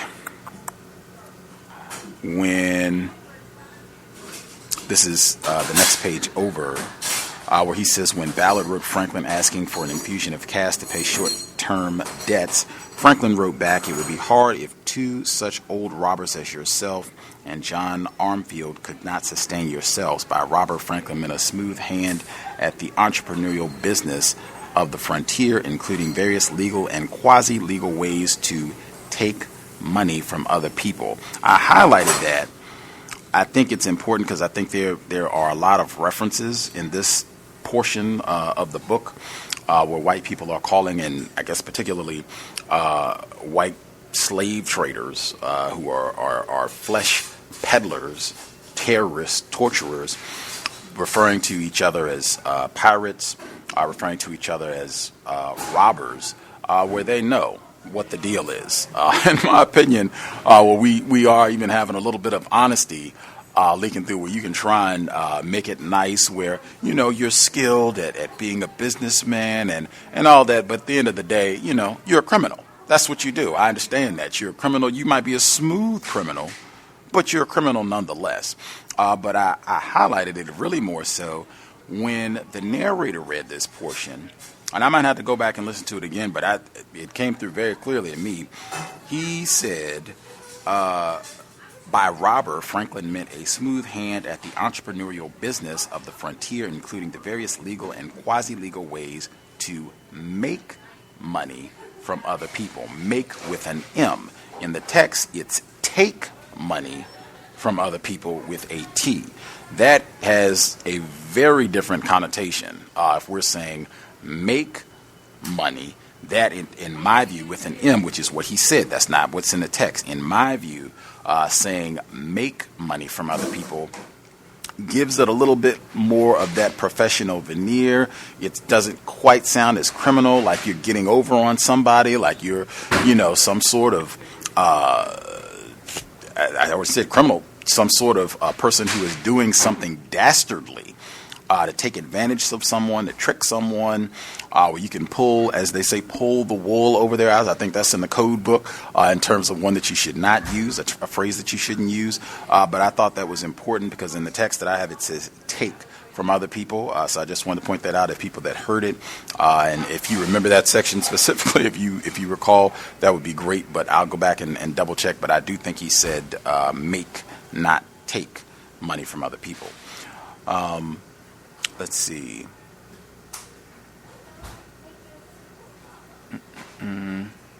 The metaphors, I talk about that all the time when anyone, white people, non-white people, when they're using metaphors to talk about racism, the alert should be extremely high to really be paying attention. Referring to other whites as one-eyed friend, and this is a metaphor for a penis. Wow. Welsing moment, like off the charts, and in my opinion, it is really emphasizing, highlighting the central nature of rape to the enterprise of white supremacy. And I mean, that's exactly what this is talking about in this chapter. Like, yeah, I was going out to see if I could get me a negress that I can rape, probably a black child, someone that's 10, 11, 12, 13 years old, that I can rape on a long-term basis. I can buy her or him, if it's male. I can buy this black person and rape them, just referring that this is such a common, in my view, this is such a significant part of the ritual of white supremacy that the terms begin to reflect the essential nature of rape. That is fascinating. I had never heard this phrase before, this type of metaphor in terms of whites kind of referencing each other and laughing. I think he also said that this is kind of getting back to the pirate thing as well, which is the same thing. You're just a criminal. You're a terrorist. You're just going out and literally stealing people and torturing them, putting them in bondage so you can trek them wherever you want to go and going to sell people. I mean, this is the worst of the worst in terms of inhumane and just out and out evil behavior. And again, I don't see that type of thing being represented when we have people like our guest on the program yesterday, Dorothy Bullitt, and others. When they talk about slavery, it just doesn't get presented in these type of terms. But I found it fascinating. As I said, I'd never heard that type of term before. I thought it was great. Him emphasizing that the auction, the sale of slaves, that for females particularly, sexuality, the attractiveness was heavily emphasized. Again, it's right front and center. Hey, you can rape her. Hey, she's young, and you can make some children out of this. Like after you do the rape, maybe you can impregnate this black female, and then you'll have even more money. This book is kind of for me, it's bleeding over into another book that I'm reading. It's a white author. He should be coming on the program in about 10 days, The American Slave Coast. If folks want to do any additional research, but basically the premise of the book is that slavery was a breeding industry, that yes, you do the cotton or the sugar cane or the rice or whatever other staple crops you're doing, and you are breeding black people. You're forcing enslaved black males to rape other enslaved black females, and you are going out, white people, you're going out and raping them too. And it is incredible where you are, he uses the term collateralizing, where you are already putting a financial value on either children that are not yet born, on children that are still in the womb, or black children that are 2 months old, 3 months old. They already have a value. When you go around to appraise a plantation, like, oh, we've got, a 3-month Negro, that's about $20 there. That's, a 6-month Negro. Okay, that's about $60 there. And already looking at the appreciation in about 10 years, be able to sell that little nigger for about $400. Add that to my estate. I mean, it is incredible in terms of just linking the finances to this act of rape and how that adds to my white supremacist empire. It'll be astounding to have him on the program. And it's a lot of overlap. If you really enjoyed this book, you felt you got some constructive information, aside from where the author might have practiced racism, white supremacy, you might want to check that book out. Now, it is written by a white couple, a white male and a white female, but it does have a lot of very interesting information, and there's a ton of overlap between these two texts. Anyway, also, before I even miss the pirate aspect, there were, I should say, housing projects, because they destroyed them. But in New Orleans, prior to Katrina, there was a housing project that was named Lafitte. This was an enslaving white terrorist. And they named a housing project that was, before they tore it down, was predominantly for black people. Just clowning on all levels. And again, I would submit that a lot of us, not knowing that sort of information, we just don't see how blatant, how in your face the white terrorism is, and really just whites bragging about terrorizing us, terrorizing our family, our ancestors from 100 years ago, 200 years ago, that they're doing this sort of thing all the time. I laugh when they, have these conversations that we're going to take down a monument here, or we're going to change the name of a school there. I think firefighter in Florida has said all the time, are you going to change the name of Jacksonville? Are you going to take him off the $20? I mean, how much are you going to change? There are so many monuments and placards and buildings that are all in worship, reverence of white terrorists. But that came out. And in fact, the person that informed me of that is the author of that book, the white man, Ned Sublett of the American Slave Coast, who pointed that out, that this housing project, Lafitte, is named after an enslaving pirate. Moving forward,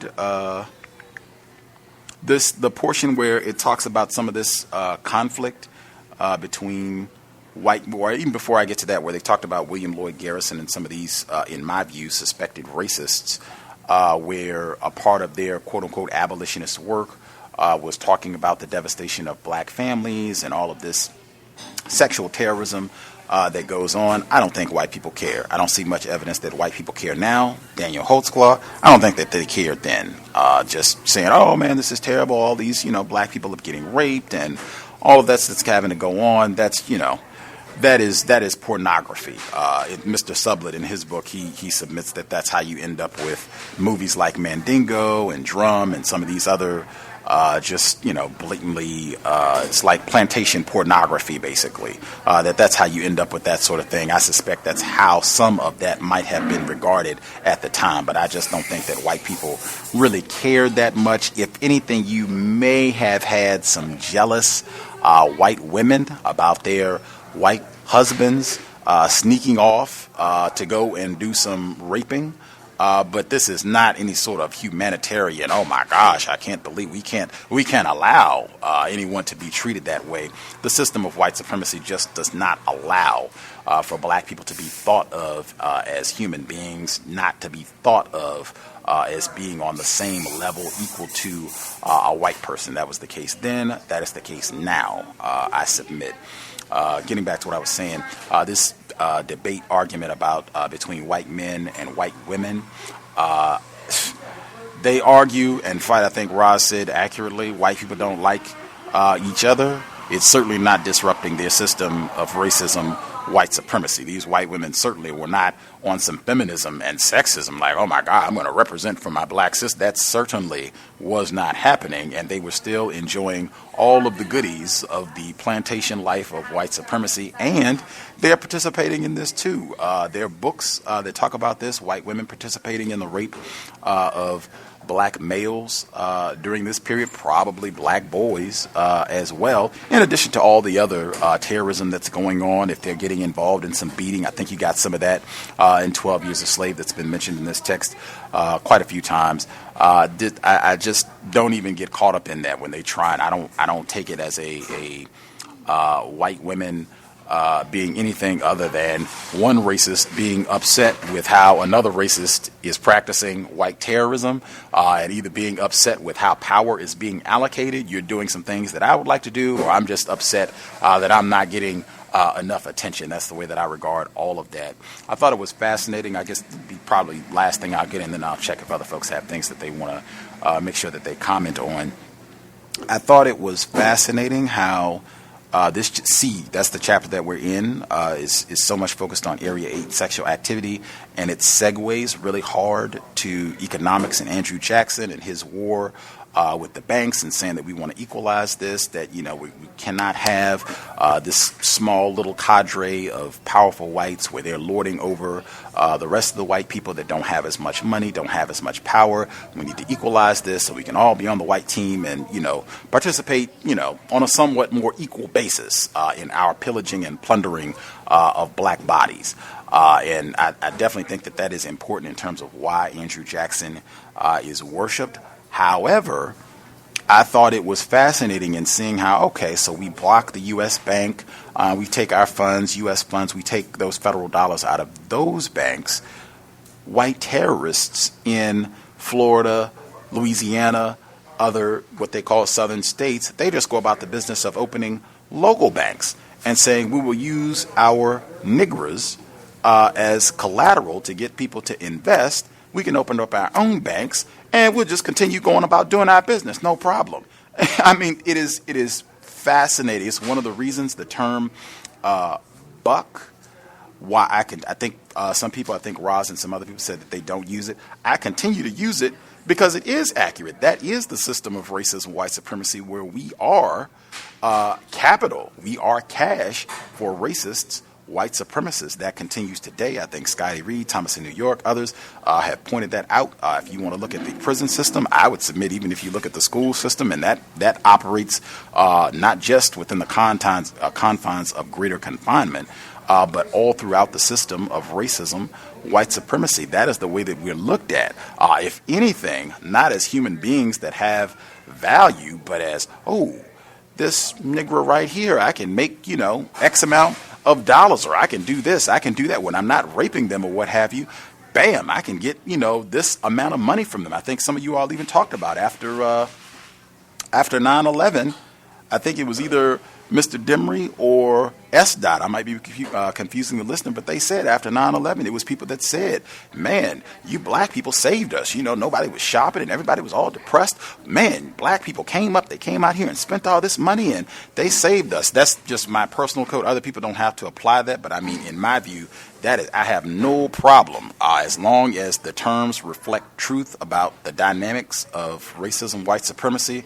I'm all on board with using terms that reflect that truth. When the system doesn't exist anymore, then I will discontinue using the term buck. But I do still use it in reference of money. I just don't call black people that. But that is the truth, and I thought they did a great job. I even thought that it made sense in tying that together in terms of the banking system and just the astronomical amounts of money, all of this drive and raping and pillaging and just producing astronomical profits worldwide, global system of racism. It just incredible to get the mechanics of that and how the economic system in this area of the world, because I have never seen anyone really go into detail about how the economic system, like really giving you explicit detail, going state by state, year by year. This is how it happened, naming specific white people and politicians and how all of this got worked out, that all of this is based on terrorizing black people and just the notion that, man, we can make so much money. We get more capital. I can buy more niggers. I can get more property, get more niggers. Rape me some more folks. Produce some babies, more niggers, more money. That means I can buy more land. We can just keep this rolling just to get all of the detail about how that worked, how that's the whole foundation for the economics of this area of the world. Fascinating. I'll hush there because I did see a hand. I was going to stop so they could get their comment. And if you, whoever the person was that had a hand up, if you wanted to share, as I said, if there's any black females that had comment they wanted to get in about that specific line about black females being able to leverage their sexuality to kind of negotiate a better situation for themselves on the plantation. If we could get that in before the second segment, that would be grand. But I'll stop there. If any of the other folks who had a hand up wanted to comment, particularly anybody that we haven't heard from, if you had anything you wanted to get in before we get to the second audio clip, you should do so now.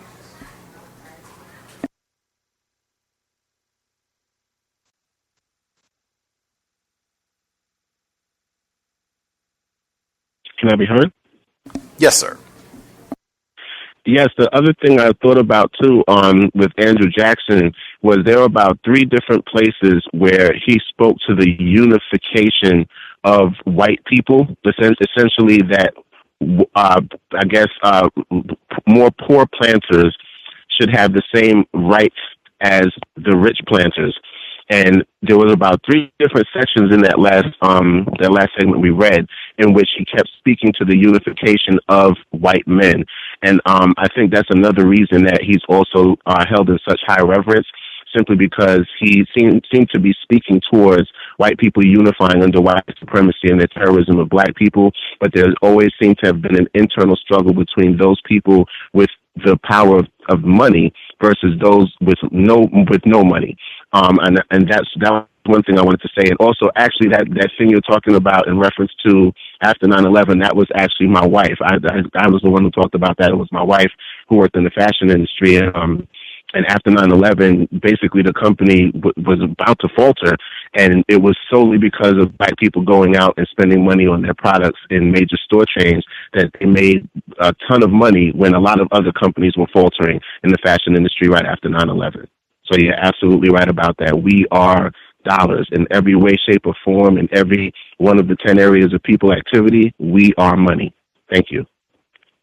Appreciate that. Thank you for clearing that up. And I definitely agree the first part of the statement as well about Andrew Jackson and that unification of white people. That's been a major theme throughout the book. I think we've almost mentioned that every single week. This is week 8, I think, that we've done this book. I think that's come up every week that we've been on the text so far. Anybody else have comments that they wanted to get in? Again, the person that had a hand up, if you dial back in or what have you, I'll get your hand in before we get to the second audio clip. Anybody else? Yes, may I be heard? Yes, sir. If you could speak up a tad, Mr. Demry-Ford. Oh, okay.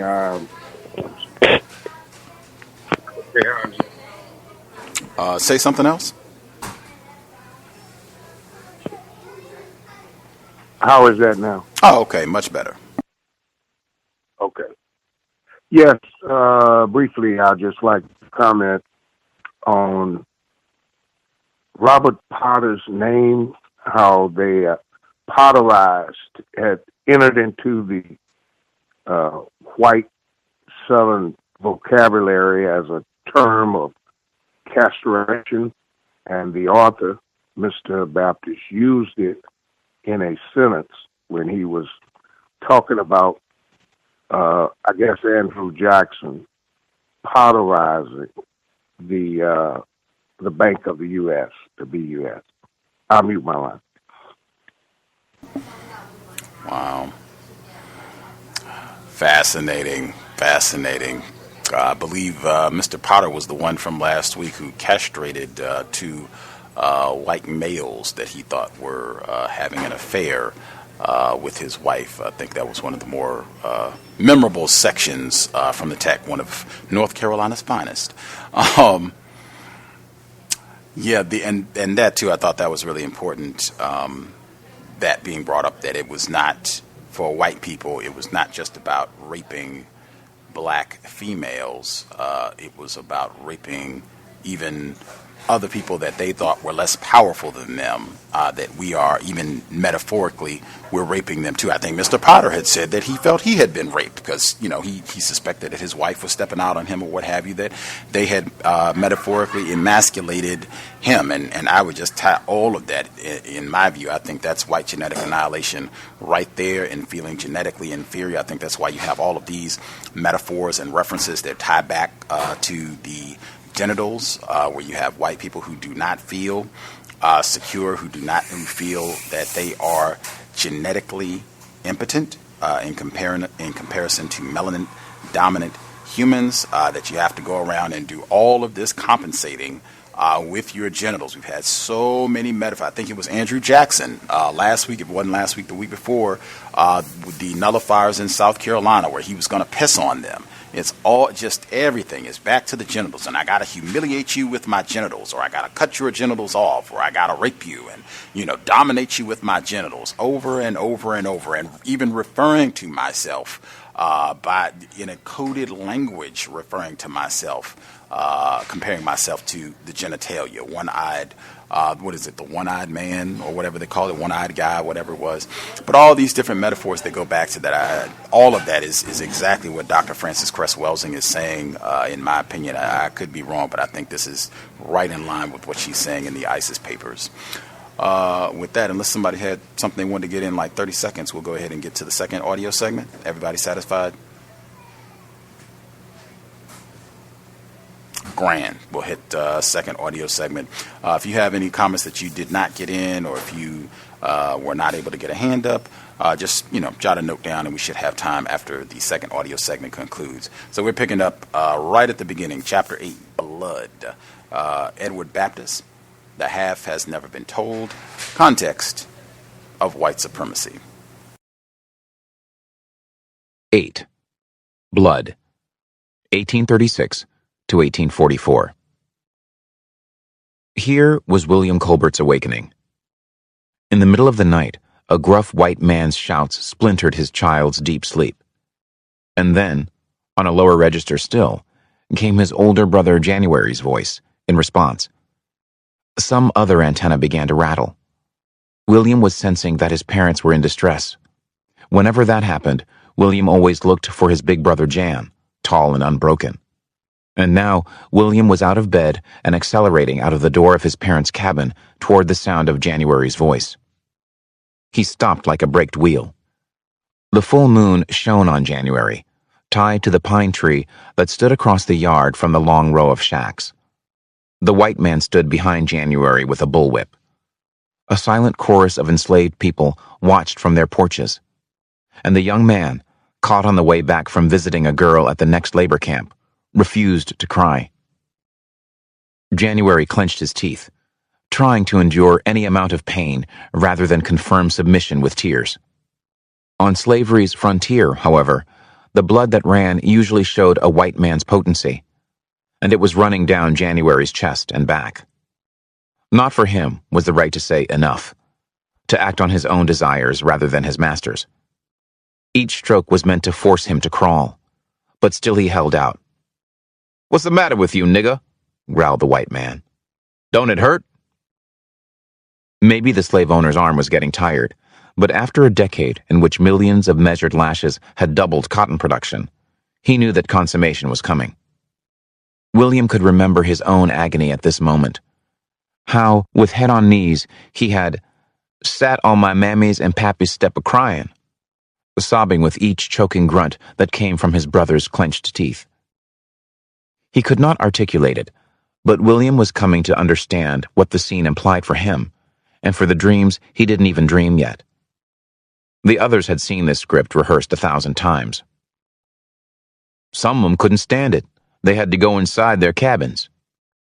Like the fathers and brothers in the cabins, January could not be for long the man that he had imagined himself becoming as he had returned, elated, from his rendezvous with that girl. After a while, January couldn't stand it no more himself, and he say in a hoarse, long whisper, "Massa, Massa have mercy on this poor nigger." 80 years later, William cleared his throat, paused for a moment, and changed the subject. The dramas of white manhood inflicted havoc not only on black women's lives, but on African American men as well. Those dramas cut and stained enslaved men specifically as men, systematically denying them the opportunity to assert traditionally masculine roles. Lewis Clark, an escapee from the whipping machine, once told Northern white audiences that his most visceral experience in slavery was learning that a slave can't be a man. Like free men, enslaved men also felt that manhood required them to defend self and family and other victims from violence. When Samuel Ford bullied the men on Jacob Beeler's cotton camp, deep in the Louisiana woods, they tried to puncture his domineering overseer act. He told them he would whip them, and they swore not a Negro on the place should be touched for it. They have gone so far as to shake sticks over my head and threaten my life, wrote Ford to Beeler, his boss. All along slavery's frontier, African American men pushed back against assault and humiliation, the two master teeth of the whipping machine's gear. Washington, who was in the woods, come up this morning, wrote a Louisiana overseer. I undertook to whip him for his conduct, and he raised his hoe at me and swore I should not whip him. Such conduct as that I cannot stand on a place that I have to manage, Ford had concluded in the letter to his employer. Enslavers might not have understood everything about enslaved men, but Ford and his peers knew that allowing assertive behavior to stand would only lead to further boldness, both there and all along Bayou Buff. Leaving a threat unpunished also carved a wound in the enslaver's persona. Look at the letter written by enslaver Joseph Labrenti of Alabama. Rather than take $700 for Alfred, a runaway who had escaped recapture, I would rather go into the woods and maul rails for the next 12 months to pay the reward to have him shot. I wish to God that I could get within 40 yards of him with a double-barreled, and if I did not stop him, I am much mistaken. Labrenti was determined not to spend double his value to conquer Alfred, showing that sometimes the needs of domination could not be comprehended by economic calculation. But all in all, enslaved men had to make different calculations. Sure, they too told stories about Potteresque men of blood who resisted attempts to humiliate them, like the ones Wiley Childers heard about Fed from the older men. Fed proved to his enslaver that he wouldn't crawl or beg, even under the heaviest whipping. When Fed attempted to run away, some entrepreneurs captured him and figured out a new use for him. They made him their pet prize fighter. Now Fed could use violence without punishment. He killed a slave from the local ironworks in a match. But looming larger were the stories like the ones told by skulls on display. Martha Bradley remembered how she learned that neither she nor the men she knew could respond to the things white men did and survive. An enslaved man in her neighborhood shot an overseer. Although he taunted his pursuers as he fled, the white folks caught him a few hours later. They tied him up and burned him alive. Martha, then a little girl, and all the other people from local labor camps were marched past his blackened bones.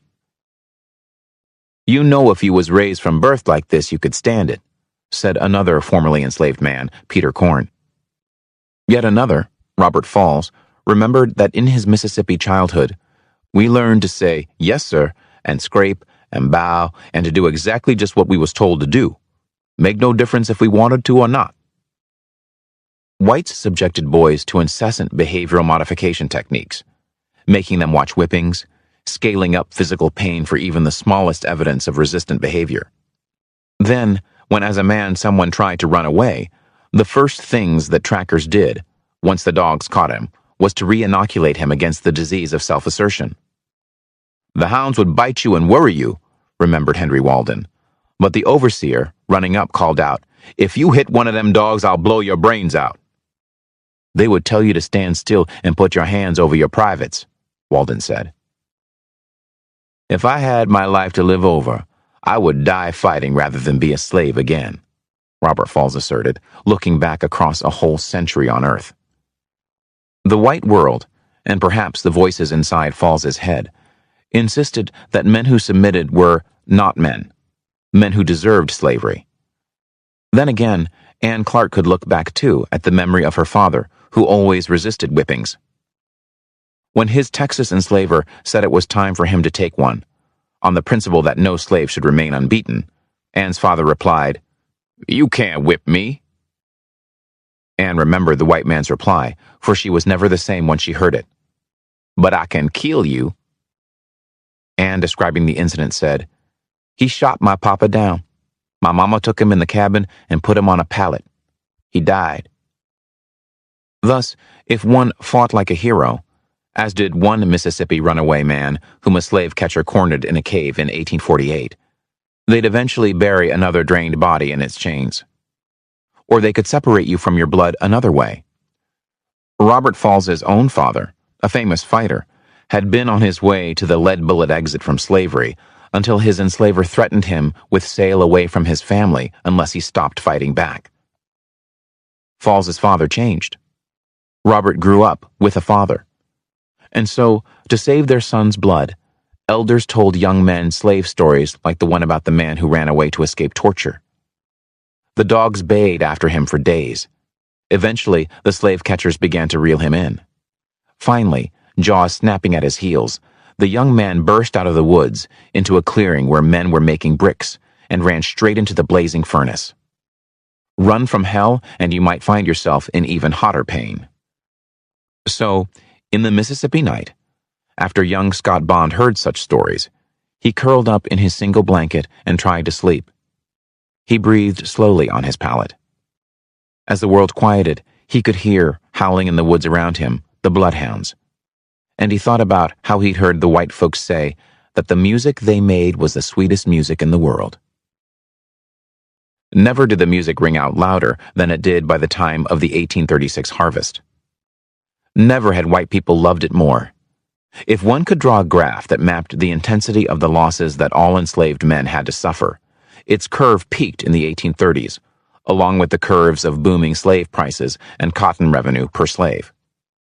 More migration, more speculation, more financial leverage for one-eyed men, all meant more defeats for enslaved men. There were more first lickings at the forks of the cotton pickin', more old wives and new girlfriends taken away, more sons and daughters lost to the slave trade, more discoveries that being an axeman or coachman or wise man or preacher man or simply any man who was a slave was only dust blown off the paper that named one as a hand. If white men planted their seed in the boom years, black men lost their blood, their link to the past, their connection to the future. As March 3, 1837 turned into March 4, the day when Martin Van Buren would be inaugurated as the 8th President of the United States, Andrew Jackson sat quietly with a few friends in an upstairs room in the White House, celebrating 8 years of gains. When the tall clock in the corner struck midnight, the president lit his corncob pipe and raised a glass of dark, thick, red Madeira wine. A recent flare-up of chronic digestive troubles, contracted in the 1814 campaign against the Creeks, had made him abstain for weeks. Tonight, Jackson threw caution to the wind. In 2 terms in office, Jackson had seen all his major goals fulfilled, and now a nation flooded by cotton and credit wallowed in economic high tide. On the crest of that boom, which enslavers and their political and financial allies themselves had engineered, rode triumphant the Southwestern entrepreneurs in whose ranks Jackson was numbered. His administration's enforcement of the 1831 Indian Removal Act had driven 60,000 of the cotton frontier's original inhabitants across the Mississippi, opening 25 million acres, an area the size of Kentucky, for speculation and cotton production. His political allies had learned to steer the angry potterizing resentments of overseers, small farmers, and public land squatters into the channels of a new institutional party system. And that, in turn, helped Southwestern entrepreneurs to convert rank-and-file Jacksonian voters' demands for an assault on entrenched bank elites into a paradoxical flood of lending to enslavers and cotton speculators, this time pumped through innovative banks that the entrepreneurs themselves controlled. The banks and their borrowers socialized all the risks on distant investors, the general white Southern public, and, above all, enslaved people. The result was unprecedented growth. Even factoring in 1833's Biddle-engineered recession, the economy expanded at an unprecedented rate, 6.6% per year between 1830 and 1837. Jackson still believed that gold and silver were the only real money and that banks were all scams. But if his precious metal fetishism prevented him from admitting the role of pet banks in fueling rapid expansion, he did not object to taking credit for national prosperity. And just that morning, He had told representatives from the Republic of Texas that the United States was officially recognizing their independence. Observers believed this was the first step in uniting the fledgling slave owners' nation to the much larger one to its east. So even wider fields beckoned, ripe for planting with the seeds of creative destruction. But actions have repercussions, and often not the ones for which the actors hope. Over the decade or so that followed 1836, enslavers' overreach produced literal and figurative blood, pivoting the antebellum history of the United States in unexpected directions. 17 years earlier, Connecticut-born Moses Austin had ridden from Missouri to San Antonio, which was then one of the easternmost towns in Mexico. Moses died not long afterward, but his son Stephen carried on the Austin scheme of helping Americans emigrate to the vast spaces west of Louisiana. Stephen recruited many Southerners, some of whom brought slaves with them. Mexico had made emancipation its national policy, but Texas was many miles from Mexico City. Enslavers also connived to import several boatloads of Africans bought in Havana Harbor. Atlantic slave traders brought more than 200,000 Africans to Cuba in the 1830s. By the end of 1835, almost 5,000 enslaved Africans and African Americans lived in Texas, making up 13% of the non-Indian population. After a half-hearted 1829 attempt to enforce its emancipation laws in Texas, the central government in Mexico signaled in 1835 that this time it was serious about ending slavery. Texas enslavers began to arm themselves, and in October, shooting broke out between American settlers and Mexican soldiers. In March 1836, a convention gathered at the town of Washington and declared Texas an independent republic. Although Texas rebels announced they were fighting for liberty in opposition to slavery, it was Southerners who financed and staffed the quest for independence. Rebel commissioners had already raised $300,000 from New Orleans entrepreneurs, and once independence was declared, merchants advanced war supplies in exchange for freshly printed Texas bonds. Rebels also profited from the services of casualties from earlier waves of expansion. For instance, reeling from a divorce that ended his Tennessee political career, Sam Houston turned up in late 1835 and assumed command of the Republic's fledgling army. Robert Potter also materialized at the Washington Convention and proved to be one of the most aggressive proponents of Texas independence. "He can only float in troubled waters," wrote one observer at the convention. After troops under Mexican General Antonio Lopez de Santa Anna slaughtered the entire garrison of a fort called the Alamo, save 5 enslaved men and the women and children, every rumor about other alleged atrocities found an eager U.S. audience. One rumor claimed that Mexican troops had captured the son of Ohio Governor William Henry Harrison, castrated him, and then raped him to death with a spear. Each atrocity story brought angry new volunteers across the border to join the rebel army. In April 1836, Houston's forces routed Santa Anna's army at San Jacinto. Southern whites were overjoyed. "Everyone is speaking of emigration to the far west, either Mississippi or Texas," wrote John Lockheed from Southside Virginia's moribund tobacco lands. "I should prefer Texas, as I feel that there is greater field for enterprise than in any other country at present. All who go there certainly run the risk of stopping a bullet, but if they escape, they are handsomely paid for that danger." Investors in the Texas cause now expected profit from the doors their ground floor investment would open. "You must not be surprised to see me among you in a few months," wrote one to a Texas contact. "I shall soon have a large cotton farm, perhaps several of them underway in Texas." With the war's end, entrepreneurs of the domestic slave trade jockeyed to send the tide of immigration flowing rapidly to Texas, as a North Carolina enslaver put it. In the next 5 years, the number of slaves in Texas would grow from 5,000 to about 13,000. All Texas needed, enthused Virginia migrant James Cock, was a bank to print up money and lend it to slave buyers. Credit would convert floating speculators into well-settled planters, who could extract $1,000 in cotton per hand in a year.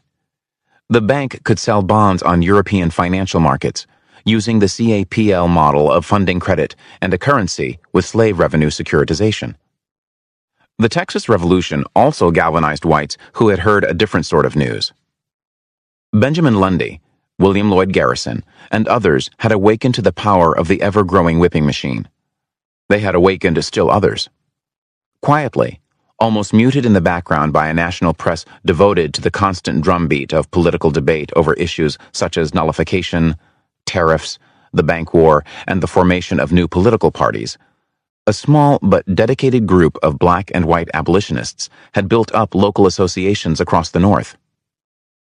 Beginning in 1835, many of these abolition societies, composed in many cases primarily of churchly white women who saw slavery as an affront to morality, sent petitions to Congress asking representatives to ban slavery in the federally administered District of Columbia. Such congressmen reacted with fury, insisting that the petitions could not be read into the public record. But that reaction itself helped the petitions gain a stubborn and canny legislative champion. John Quincy Adams, former president, was now the representative from his home district in Massachusetts, and he saw a chance to get revenge for critiques he'd suffered at the hands of Southerners during his presidency. Adams argued that the right of citizens to petition their legislature went back to England's Magna Carta, and that the petitions should be read into the congressional record. The Southerners, with many Northern representatives concurring, responded by passing a gag rule that automatically tabled any petition referring to slavery. Yet Adams had a bag of parliamentary tricks that allowed him to keep forcing the petition issue into discussion in the House. And the petitions kept coming. By 1836, many echoed a claim that Benjamin Lundy was making in print, that the slaveholders of this country, with land speculators and slave traders, instigated the Texas Revolution to open a vast and profitable slave market therein, and ultimately to annex it to the United States. Adams told his constituents that whether they cared about slavery or not, the weight of this massive new slave territory would render New England forever politically irrelevant. And the Southern congressmen were making it easy for him to claim that the slaveholders, with their zeal for hushing criticism of slavery, were sacrificing the basic political rights of other white Americans by stifling their rights of petition and free speech. The uproar over the petitions convinced Andrew Jackson to back away from immediate annexation. Still, by March 1837, the fear that Britain might make Texas its client state had enabled the president to manipulate Congress into recognizing the new republic as an independent country, separate from Mexico. So, as Jackson sipped Madeira, almost 8 years after his first raucous evening at the White House, he confidently expected that Texas would soon become one or several states. Perhaps the outgoing president was less sanguine about other recent developments. He was certainly eager to deny complicity in the flood of credit sloshing through the nation's economy. But one of the main reasons why the supply of money in circulation rose by 50% between 1834 and 1836 was that he had freed the banks from scrutiny by his veto of the Monster Bank. Now, wrote Burrell Fox from a new Mississippi town, everything is at its high water. There was 5 droves of Negroes sold this fall, fellows at $1,200 to $1,400 and up.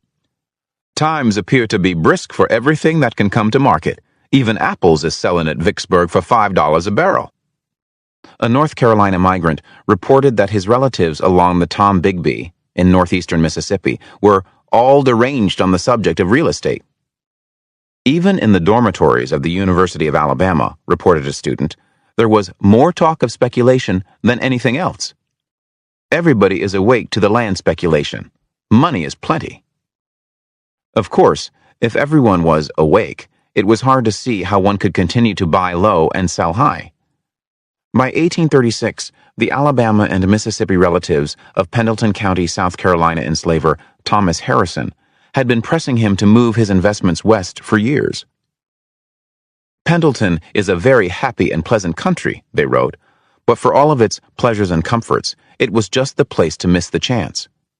Surely it must be very unprofitable to have money vested in land and Negroes there.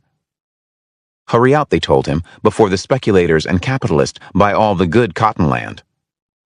But Harrison feared that credit on slavery's frontier was now coming too easy. that the immense floods of paper money with which the country is inundated, if not checked, will give a fictitious value to property beyond anything ever known. In fact, he noted, irrational increases in asset prices were already evident. He sent a group of his enslaved people out to Alabama so that a son located there could sell them off at the current high prices. On the way back from a visit, Thomas Harrison traveled through Kentucky, where people there assured him that the price of their land would never fall again. Harrison wrote, "But this I do not believe, that the whole real property of a state so long settled should increase permanently in value 500% in 5 years is impossible." Like a North Carolinian who warned his migrating son not to let the wild, extravagant speculating notions of these Southern people lead you astray, for a reaction must take place, Harrison feared a calamity would soon involve thousands in ruin.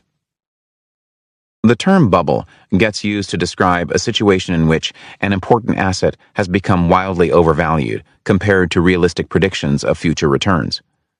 From 1800 onward, the price of slaves, the most important asset in the Southern economy, had always tracked that of cotton, or more specifically, the rate of individual productivity times the price of a pound of cotton.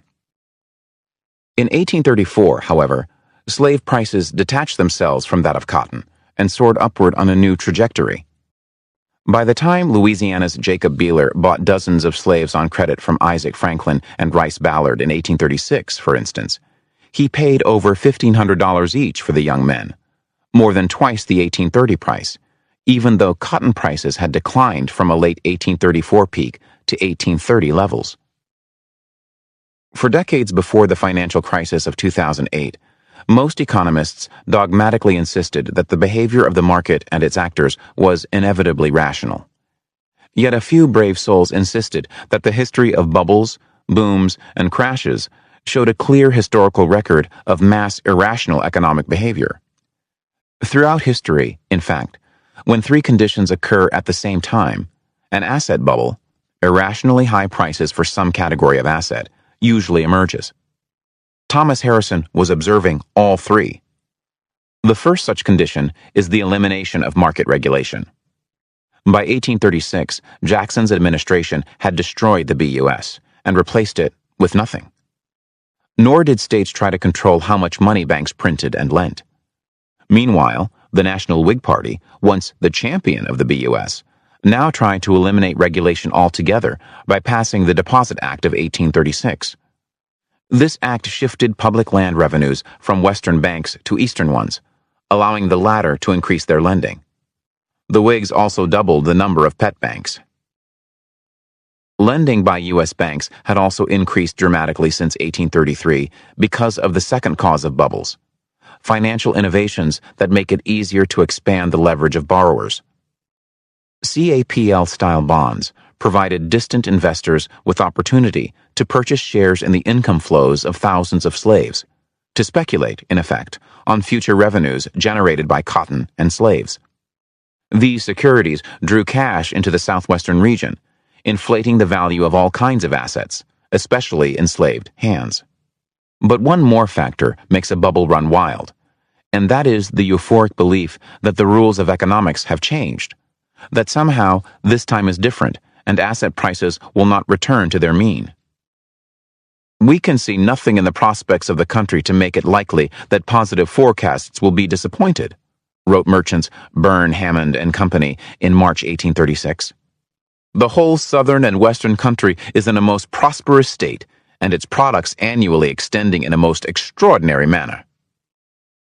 Southwestern entrepreneurs, particularly prone to aggressive, risk-taking behavior, suffered an especially bad case of the strain of this time is different thinking, called disaster myopia, meaning that they underestimated both the likelihood and the probable magnitude of financial corrections. Thus, a white migrant who wrote that the 1836 price of $1,500 for ordinary field hands was extravagant, assumed in the next breath that prices would rise further, and he hoped to take advantage. Cuff, for instance, would command $1,600. Although Negroes are all out of character high, wrote Henry Draft in 1835, I see no prospect of their falling. I fully believe Negroes will be higher. He believed it, for he needed to believe it. I don't want them to fall at present, for I have 10 on hand, whom he hoped to resell for a profit. Everybody is in debt neck over ears, wrote one young Alabama planter to his Connecticut father. The house of cards built by what Thomas Harrison called the wild speculating notions of these Southern people could collapse, and then those who are making large contracts with all their show of wealth must come down. Yet in late summer 1836, the editor of the commerce-dedicated newspaper New Orleans Price Current told his readers not to worry. True, there was a lot of debt hanging over Louisiana entrepreneurs and their banks. Bank loans, dry goods sold on credit to the upper country more than usual, major infrastructure projects in and around New Orleans, gas lighting networks, railroads, levees, canals, steam-powered cotton presses, and lands entered in the upper country and Negroes purchased to be paid out of the ensuing crop of cotton, for which the money had already been drawn from New Orleans. That all added up to $23 million, leveraged on the steel yard beam against the anticipated revenue to be generated from what hands were at that very moment picking in the fields. For all of this deficit, insisted the price current, will soon be covered by the receipt of cotton, sugar, and the various products of the western states, which we may assume with great safety will amount to at least $60 million. Thus, even though a slave trader wrote from Alabama in December that business seems dull, he added that traders are not discouraged. Cotton was at 16 cents a pound, but it will bear 25 cents before the crop is in. There was much more cotton in 1836 than there had been in 1828. Over 8 years of seed time, the U.S. government, the states, banks, private citizens, and foreign entities had collectively invested about $400 million, or one-third of the value of all U.S. economic activity in 1830, into expanding production on slavery's frontier. This includes the price of 250,000 slaves moved, 48 million new acres of public land sold, the costs of Indian removals and wars, and the massive expansion of the southwestern financial infrastructure. The number of hands on cotton plantations expanded dramatically, and the need to repay loans only accelerated the whipping machine, collectively forcing the total picking that hands could accomplish just a little higher each day. In 1830, the United States made 732,000 bales. As the harvest kicked into high gear in the fall of 1836, men who made a living by gambling on cotton were predicting a deluge of 1.5 million bales, each one a 400-pound, snowy semi-cube wrapped in canvas. This was 600 million pounds of clean cotton, or expressed in a different way, more than 6 million person days of picking under the hot sun. That will do it for this week. We will pick up next week. I guess people should start thinking of the next book. For whatever reason, I looked at this book originally and I was like, wow, this is kind of a chunky book. We'll probably be on this for a long time, but it's looking like that is not the case. We are on the home stretch. I do not see this book taking more than 3-4 additional sessions, and we will be all done. I think we did about 70 or so pages of reading this week, and if we kind of keep that pace up, we should not have more than about 3-4 sessions. 5 seems like kind of a stretch to me. At any rate, Context of White Supremacy, the half has never been told. If folks have commentary that they would like to share, feel free to chime in. The number to dial is 641-715-3640, and the code is 564943#. Press star 6 if you would like to participate. We should have about 30 minutes for folks to get any comments in. If you didn't share during the first segment and you have something you want to make sure you get in, you should get your hand up right now. Please do not wait until the last minute. Everybody who dialed in with a hand up should be with us. Firefighter in Florida, Roz, Mr. Dummy 4, your lines should all be open. If I see other hands, I will nab them as well. Feel free.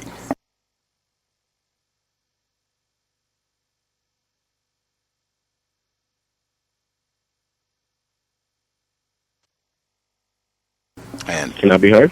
yes, sir. All right. This section was pretty interesting.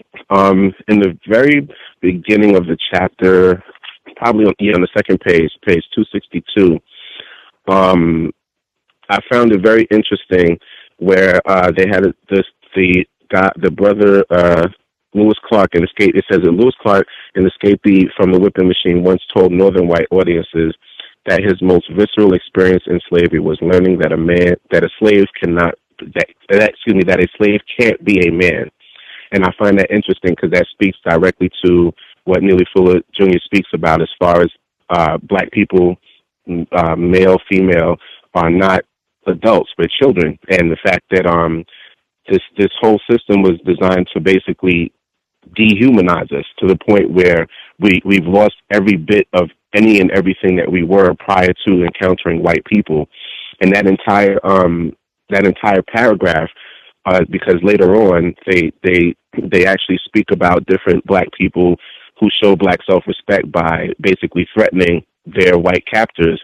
And it just really speaks to the fact that that what Dr. Wilson has talked about her entire life, God bless her soul, about black self-respect really being the answer to white supremacy, is just our ability to rise to the occasion and be courageous, even in those moments where we're most fearful, to fight through those moments of fear to get to the next place, which is basically no longer tolerating, white people's terrorism. And I thought that was a very powerful paragraph there. Also, the section on the following page I found fascinating. It says on page 263, when Fed attempted to run away, some entrepreneurs captured him and figured out a new use for him. They made him their pet prize fighter. Now Fed could use violence without punishment, and he even killed a slave from a local ironworks in a match. And it just made me think that, white people are so just incredibly cunning and just forward-thinking in their evil machinations that, obviously he must have presented a formidable foe for them. And they actually had to invent a new way to utilize his skills. So they just made him their pet, which he was prior to, but now he was a pet prize fighter. And it reminded me of the whole concept of dog fighting, which we also learned from white people. They basically took him around and had him fight other black people, and in some cases, obviously, he killed at least one. Who's to say he hadn't killed any others that the author didn't mention in the book? So it just really speaks to the fact that just about, almost everything that black people have gotten into, whether it's sports, boxing, you name it, like they literally have white supremacized everything. All 10 areas of people activity, global system. I found this section fascinating too. This was on page 264. It says, when as a man someone tried to run away, the first thing the tracker did once the dogs caught him was to re-inoculate him against the disease of self-assertion, which I would say black self-respect. The hounds would bite you and worry you, remembered Henry Walden, but the overseer running up called out, "If you hit one of them dogs, I'll blow your brains out." They would tell you to stand still and put your hands over your privates, Walden said. And it made me think of something else Dr. Wilson talked about. Romulus, the story of Romulus and Remus. And just the fact that if you study Roman history, Romulus and Remus were the two founding male children of Roman society that was suckled by a dog. And it just takes me back because I've been listening to all of her episodes in succession, and I think they're some of the most important episodes you've ever put together, Gus. And just that whole idea of how much a dog means to them than other human beings. And it really speaks to the fact that when they lived in caves, all the things that, Elijah Muhammad and all the other people who talked about them, sleeping with dogs and all of that, they put that in their mythology, but I truly do not believe it's mythological. Again, going back to Cynical African Sight, he has quite a bit of information about white people sleeping with dogs and even wanting to marry dogs. So that section really stood out to me and spoke volumes as far as the things that Dr. Wilson spoke about in reference to white people's reverence for the dog and calling them man's best friend. The following paragraph on on that same page, he said, the brother says, if I had to live my life over, I would die fighting rather than be a slave again, Robert Falls asserted, looking back across a whole century on Earth. The white world, perhaps the voices inside Falls' head insisted that men who submitted were not men who deserved slavery. Then again, Anne Clark, who could look back, too, at the memory of her father, who always resisted whippings, when his Texas enslaver said it was time for him to take one, on the principle that no slave should remain unbeaten, Anne's father replied, "You can't whip me." Anne remembered the white man's reply, for she was never the same once she heard it, "But I can kill you." Anne, describing the incident, said, "He shot my papa down. My mama took him in the cabin, put him on a pallet, and he died." Thus, one fought like a hero, as did one Mississippi runaway man whom a slave catcher cornered in a cave in 1848. They'd eventually bury another drained body in its chains.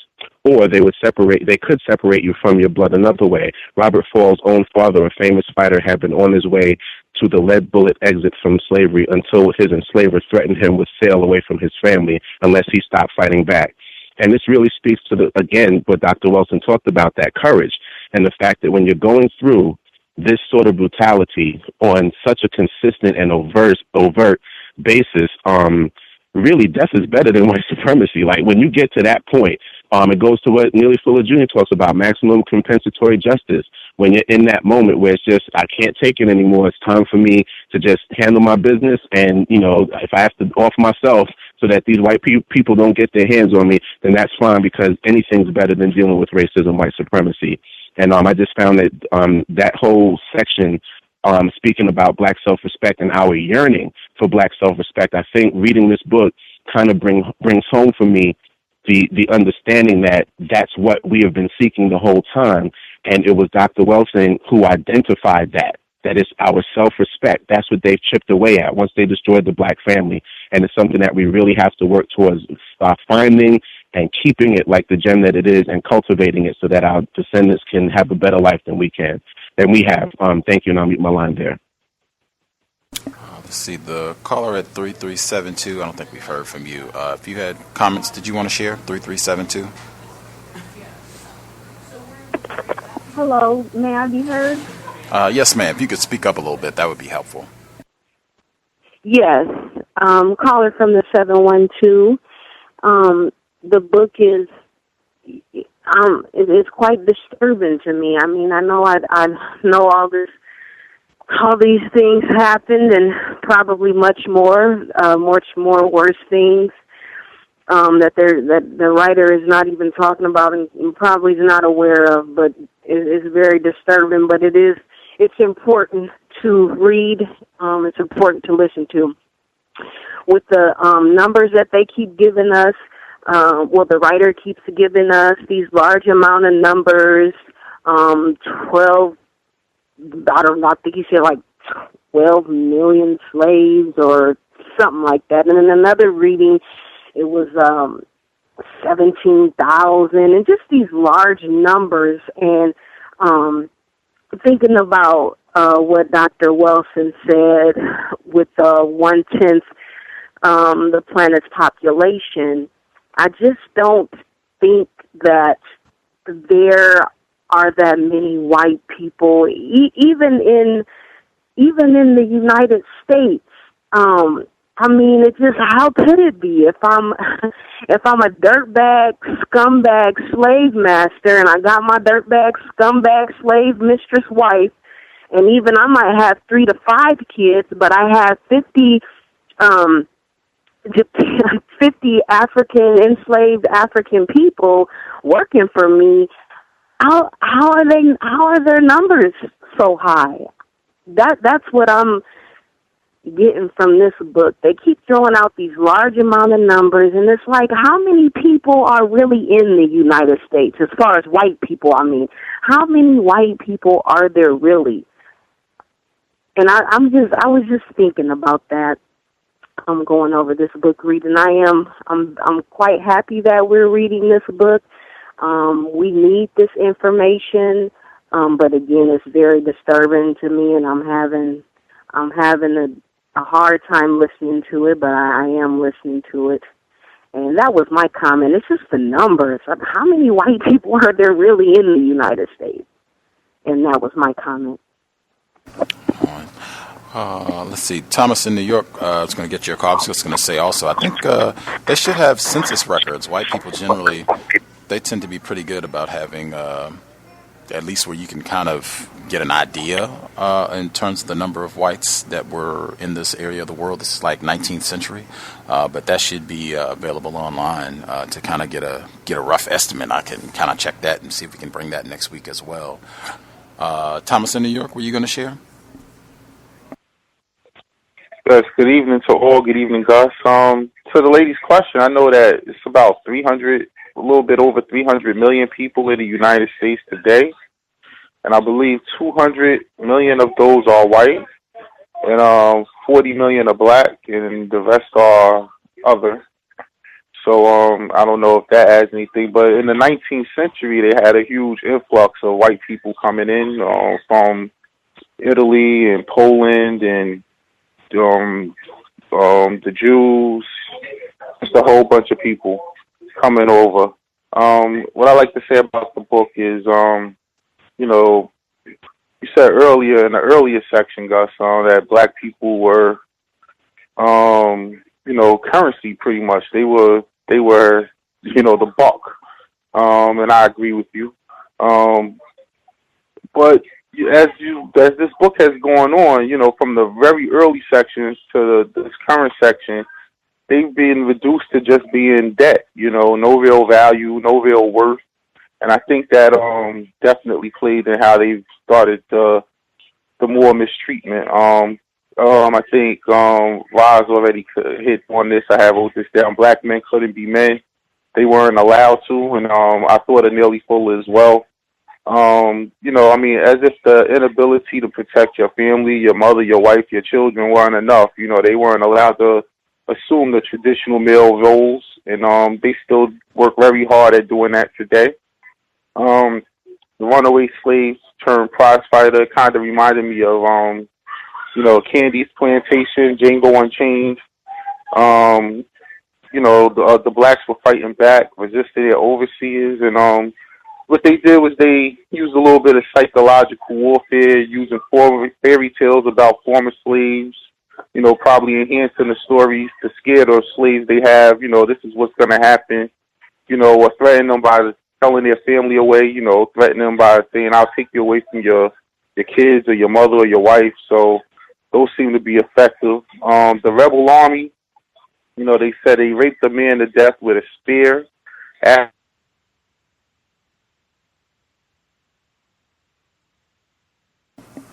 secession and funded the war, I guess that ensued with the Mexicans, all in the name of slavery, the fear, the end of slavery. And I just wanted to say, Chris Kyle is definitely a Texas native. He's following tradition.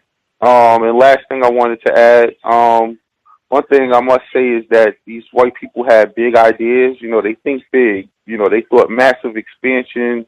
They already were calculating how many slaves they needed to get up the type of barrels of cotton. And even though it was kind of, not the type of research that they put into things today, it just shows that they've always thought big at the expense of us.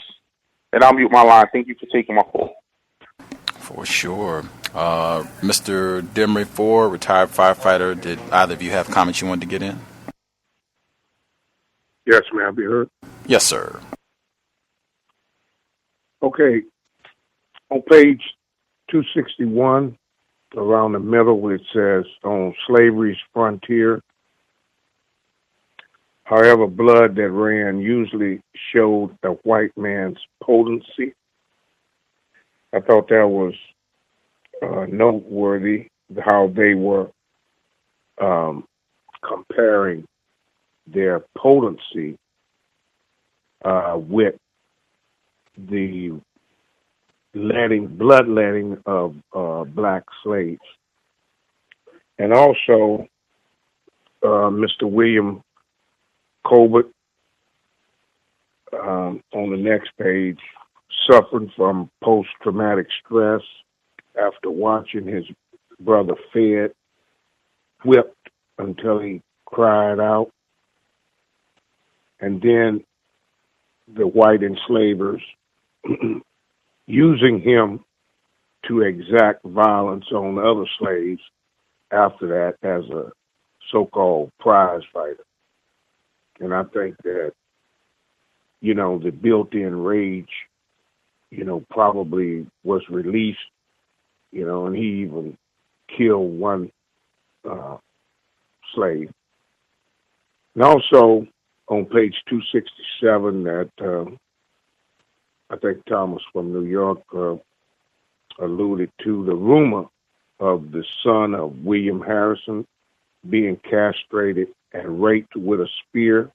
I think that that's what that was, rumor, because white people are very good at lying, and they were using this lie to recruit people to help in the eradication or, help run the Mexicans out of what was later considered Texas.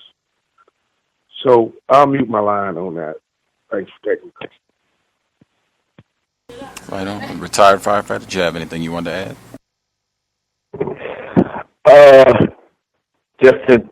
What comes to my mind is basically more of the same of what I've said before of what would be the procedure once the system of racism, white supremacy is neutralized. Okay, what are we going to do with white people on the earth in order to, in this newly created behavior amongst peoples in the world on how to maintain that utopia, so to speak. What are we to do with these people?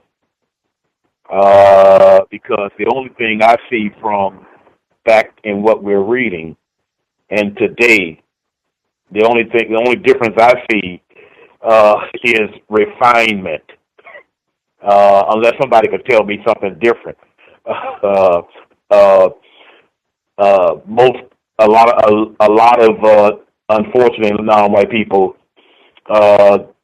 would answer me by saying, well, there have been some improvements made, but that is not a correct projection of how to deal with something that is called racism, white supremacy. It's like saying you're kind of dead, either dead or alive. So either the system of racism, white supremacy is effectively neutralized or not, and then it has to be replaced by something, which would be our responsibility. Our meaning people who are classified by white people as not being white. That would be our responsibility to institute that replacement. And I agree with Mr. Fuller by stating a system of justice. So those are just my thoughts as far as they're concerned. It's an interesting read. Basically, with me, what it does, it reinforces things that I prior to already had an understanding of. It just gives me more ammunition in my head to be able to, with non-white people, to as courteous as possible explain that process of what happened to us and how and why we still react in the negative behaviors we have. A lot of it has to do with what we're reading right now, because the poison is still in us, and to be able to the white people to confront them in the most scientific, articulate form in the memory of Dr. Francis Cress Welsing. And that's what I have to say about the second half. Thank you. Shay, see how quickly I can get my comments in. Reminded of Nothing But a Man, hearing all this talk about, black manhood or the lack thereof. The portion where it started off at just chilling. And again, I think this has been touched on. I think whites enjoy this type of reading. I'd be willing to wager a hefty sum that the majority of the reading audience for this text is whites, and I think they enjoy this sort of literature. It's almost a thrill, for the same type of thrill that you hear when you describe January being beaten and seeing that this black male's blood run, that it showed the white man's potency. I think that they get the same type of enjoyment in reading about what their racist ancestors did to us. If you remember Dorothy Bullitt yesterday, I thought the next down, the sentence where it said, the next paragraph down, it said maybe the slave owner's arm was getting tired, but after a decade in which millions of measured lashes had doubled cotton production, he knew that consummation was coming. Just the term consummation is a sexual term. You consummate a marriage by having sexual intercourse. Again, that relationship, I've said this for years, practicing racism, white supremacy.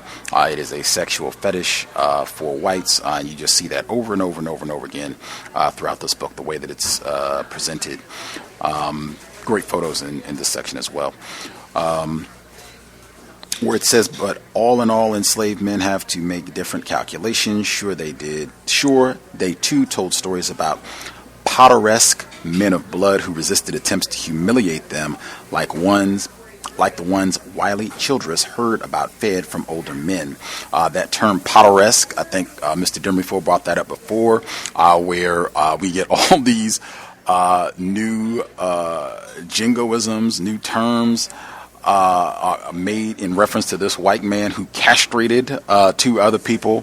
It is fascinating to me how this guy, this character, is continuing. He has ended up becoming a really important person as we move throughout the text. Let's see. I think you all already touched on the behavior modification and making sure that black people are punished so that they do not resist, so that they will comply with the system of racism, white supremacy. I think Ra's excellent comparison that self-assertion is black self-respect, where whites refer to that as a disease, the disease of self-assertion, the disease of black self-respect, even reminding me of Samuel Cartwright, his term drapetomania, where black people had the audacity to say, I don't like this plantation thing, I'm going to run away, that is some sort of mental illness in the mind of racist man, racist woman. I thought it was fascinating as well, where later down on the same page where it said this Texas racist said that it's not possible for you to be a slave and to not be beaten, so I'm going to beat you. Not that you did something incorrect, not that there was an infraction per se, but just, you're a slave. You haven't been beaten, so we got to make sure we cross that off my list. I think you all already touched on some of the other important elements around that as well. Man, the section where they said this was Scott Bond had heard stories about black people running away and how part of the behavior modification was even fellow enslaved black people telling stories to their children, really, I would suspect, in a way trying to protect them as best they could in a weak position about black people running. It reminded all of the conversation we've been hearing over the past decades, really, about, encounters with police and that sort of thing. And man, they can do this to you, they can do that to you, in the hopes of maybe getting your child to behave, to realize we're in such a dangerous, terroristic environment. Where he says that he went to sleep and he heard dogs barking. And these dogs were, he was associating it with chasing black people that were trying to run away from the plantation. And he said he thought about how he'd heard the white folks say that the music they made was the sweetest music in the world, referencing these dogs chasing after black people and then black people being in pain or suffering. And it continues, never did the music ring out louder than it did in the time of the 1836 harvest.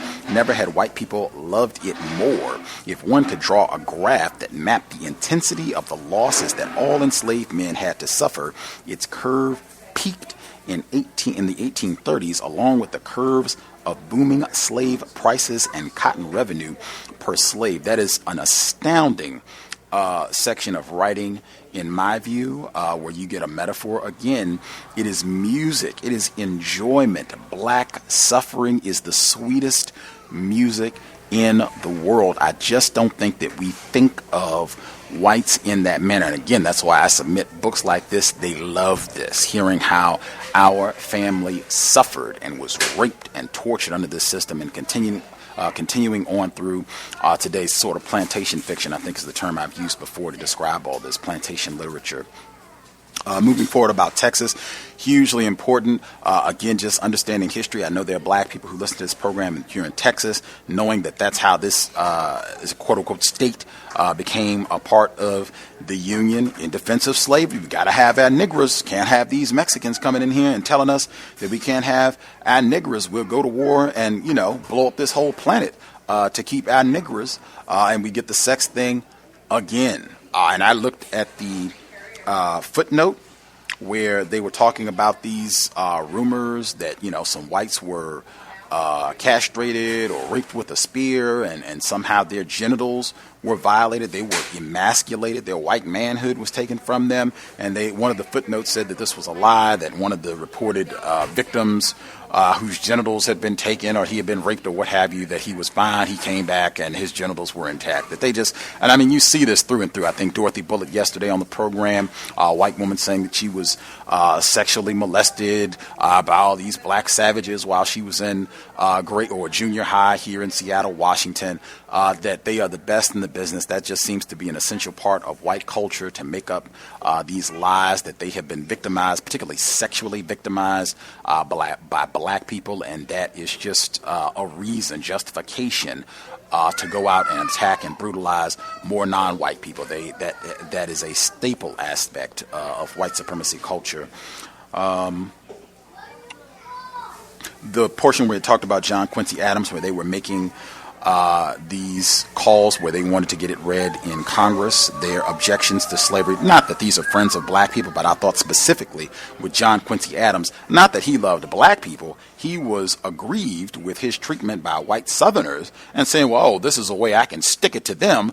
Not that I'm in love with black people, but I know that, hey, I know some tricks or two that I can see if I can get some of this stuff read in Congress to kind of agitate them that's poking at slavery and saying, oh, this is maybe we shouldn't conduct our business in this way. Maybe we should kind of do away with this particular form of enslavement, domination of black people. I thought that was important because sometimes we get fooled into thinking that somebody doing this, that they are a friend, a white ally, if you will, and that's not the case at all. It's just that they are looking to fuss at some other white people that they have some beef with. Let's see. I thought it was also really important as well. I'm just backing up a little bit. That portion where he talked about how the suffering was music, where he said if you could draw a graph that mapped the intensity of the losses that all enslaved men had to suffer, its curve peaked in the 1830s. That, in my view, is striking.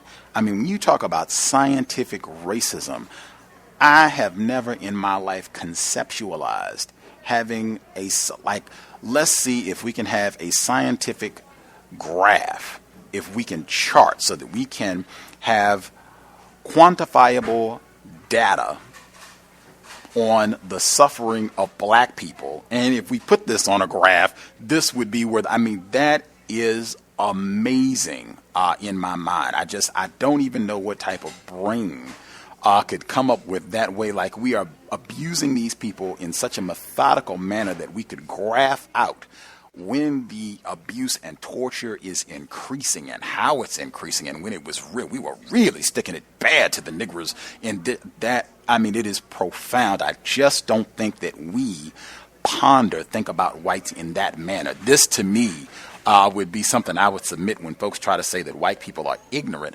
about racism. Not at all. This is like detailed, scientific, computerized analysis of our suffering.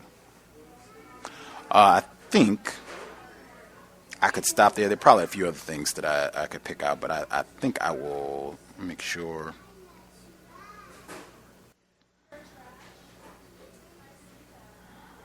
Yeah, I think I will pause there and save the rest for next week. There was one other person that dialed in with a hand up. We are over time. I told folks not to dally, and folks wait until the last minute. Sometimes I take these calls, sometimes I don't. Just to get your last thought, and the person that dialed in of 0302. Did you have a comment you wanted to get in briefly before we wrap things up? Caller at 03. Yes, ma'am. If you could speak up, your volume is low. Hi, this is Lady. I'm sorry about that. I thought that I had placed myself in the queue, and after a while I didn't hear you, so I noticed that I didn't place myself in the queue, so I apologize. I wanted to answer the question about the sexual power of black women having sexual power over white men. I've never experienced that, so I'm not really sure why the author tried to insinuate that. Any type of advances made by me towards me by white males has always ended tragically with harassment. White women, even if I tried to ignore it, white women sensing it very quickly and exercising their right to have me eliminated from the job. So it never is a power. It's always, or the white male perpetrator eliminating you from job, or somehow discrediting you for not heeding towards his advances. And you are always a less than stellar person, even when you are involved with these white men. So I really just don't understand what he's referring to. There is no power. The white male has the power, and he exercises it when it comes to dating, marrying, and having children with non-white black women. I also noticed that the author tried to insinuate that it was almost like a better lifestyle for the light-skinned, non-white black women to be prostituted or maybe put up on a pedestal for their complexion. I find that to be offensive because I don't think any of these women basked in any glory from being prostituted or used as, some type of sexual tool by white men. So I'm pretty sure there was a lot of, and we all know consequences that came with that. Diseases just probably ran rampant, just disgusting. So I think that was a form of racism, white supremacy, to try to make it as if it's a better lifestyle because you're lighter. And I think that this author, he just plays with that, picking of this white person may have been better, a little bit less racist, or this black person may have had it better because of this look or that look. And it just, that pitting, I can see that pitting going on in the book. Also picking up on how the one-eyed man, and that being a reference to genitalia. I've heard it many times before, one-eyed snake or one-eyed monster, especially in children's books and children's cartoons, and it's a sly way of sexualizing children, especially in the quote-unquote fairy tales. So that's why I don't recommend that any parents with black children allow their kids to indulge in those fairy tales, because those undertones of sexuality are always present. And the last comment would be, I guess I lost my train of thought on the last comment that I wanted to make, but so I guess I'll just leave it there. Right on. Glad we got at least one black female response on that one. Folks want to email and we can share next week, that'll be fine too. The quote, the passage again that lady was responding to, where he said, this is in chapter 7, some women of African American descent use their sexuality to create a little leverage for themselves. And I said that stood out to me immediately. If folks want to comment on that, we can share next week. We will be back next Friday, 8 p.m. Eastern, 5 p.m. Pacific. Looking forward to continue. We're kind of closing home stretch of the book. We should be here tomorrow, 9 p.m. Eastern, 6 p.m. Pacific, compensatory call-in. We'll do news, observations from the last week, workplace racism. We'll be looking forward to hearing from folks tomorrow evening as well. We'll give the lineup for next week. If folks have any questions, gripes, complaints, suggestions, feel free, drop an email, untiljustice@gmail.com, untiljustice@gmail.com. Fundraising for 2016, the blog racism-notes.blogspot.com, racism-notes.blogspot.com. The PayPal button is in the top right corner. If you're not in the PayPal, drop me an email. We will get you a physical mailing address. Huge thanks to all the folks who have invested, supported the program nearly 7 years. Hope the broadcast has been and continues to be worthy of your time and energy. With that said, Creator, we ask that you remind us sobriety would be best under conditions of white terrorism. This book and many others, I think, have revealed whites have used that as a major weapon of terrorism, so that we are not thinking in our correct mind and making the best decisions. Certainly, if you are going to operate a motor vehicle, be a passenger, even a pedestrian, you do not want to be under the influence. You do not want to be inebriated and have that be the day that you bump into Daniel Holtzclaw, Darren Wilson, Dan Pantaleo, any of these race soldiers. You want to be lucid, clear thinking, so we can make the best possible decisions to keep ourselves as safe as possible, and any other folks that you might be responsible for. That said, Creator, we ask that you help us remain patient with other black people, victims of racism. We ask that you help us remain patient with ourselves. Remind us to demonstrate the highest levels of black self-respect at all times, in all places, each and every time we are in contact with another black person. It has been time. Replace white supremacy with justice immediately. Cal signing out. Thanks all for tuning in. Nigga, you so brainwashed. I'm a victim, brother. Problem. You're a victim. I'm a victim of 400 years of conditioning. Shut up. The man has programmed my condition. Even my conditioning has been conditioned.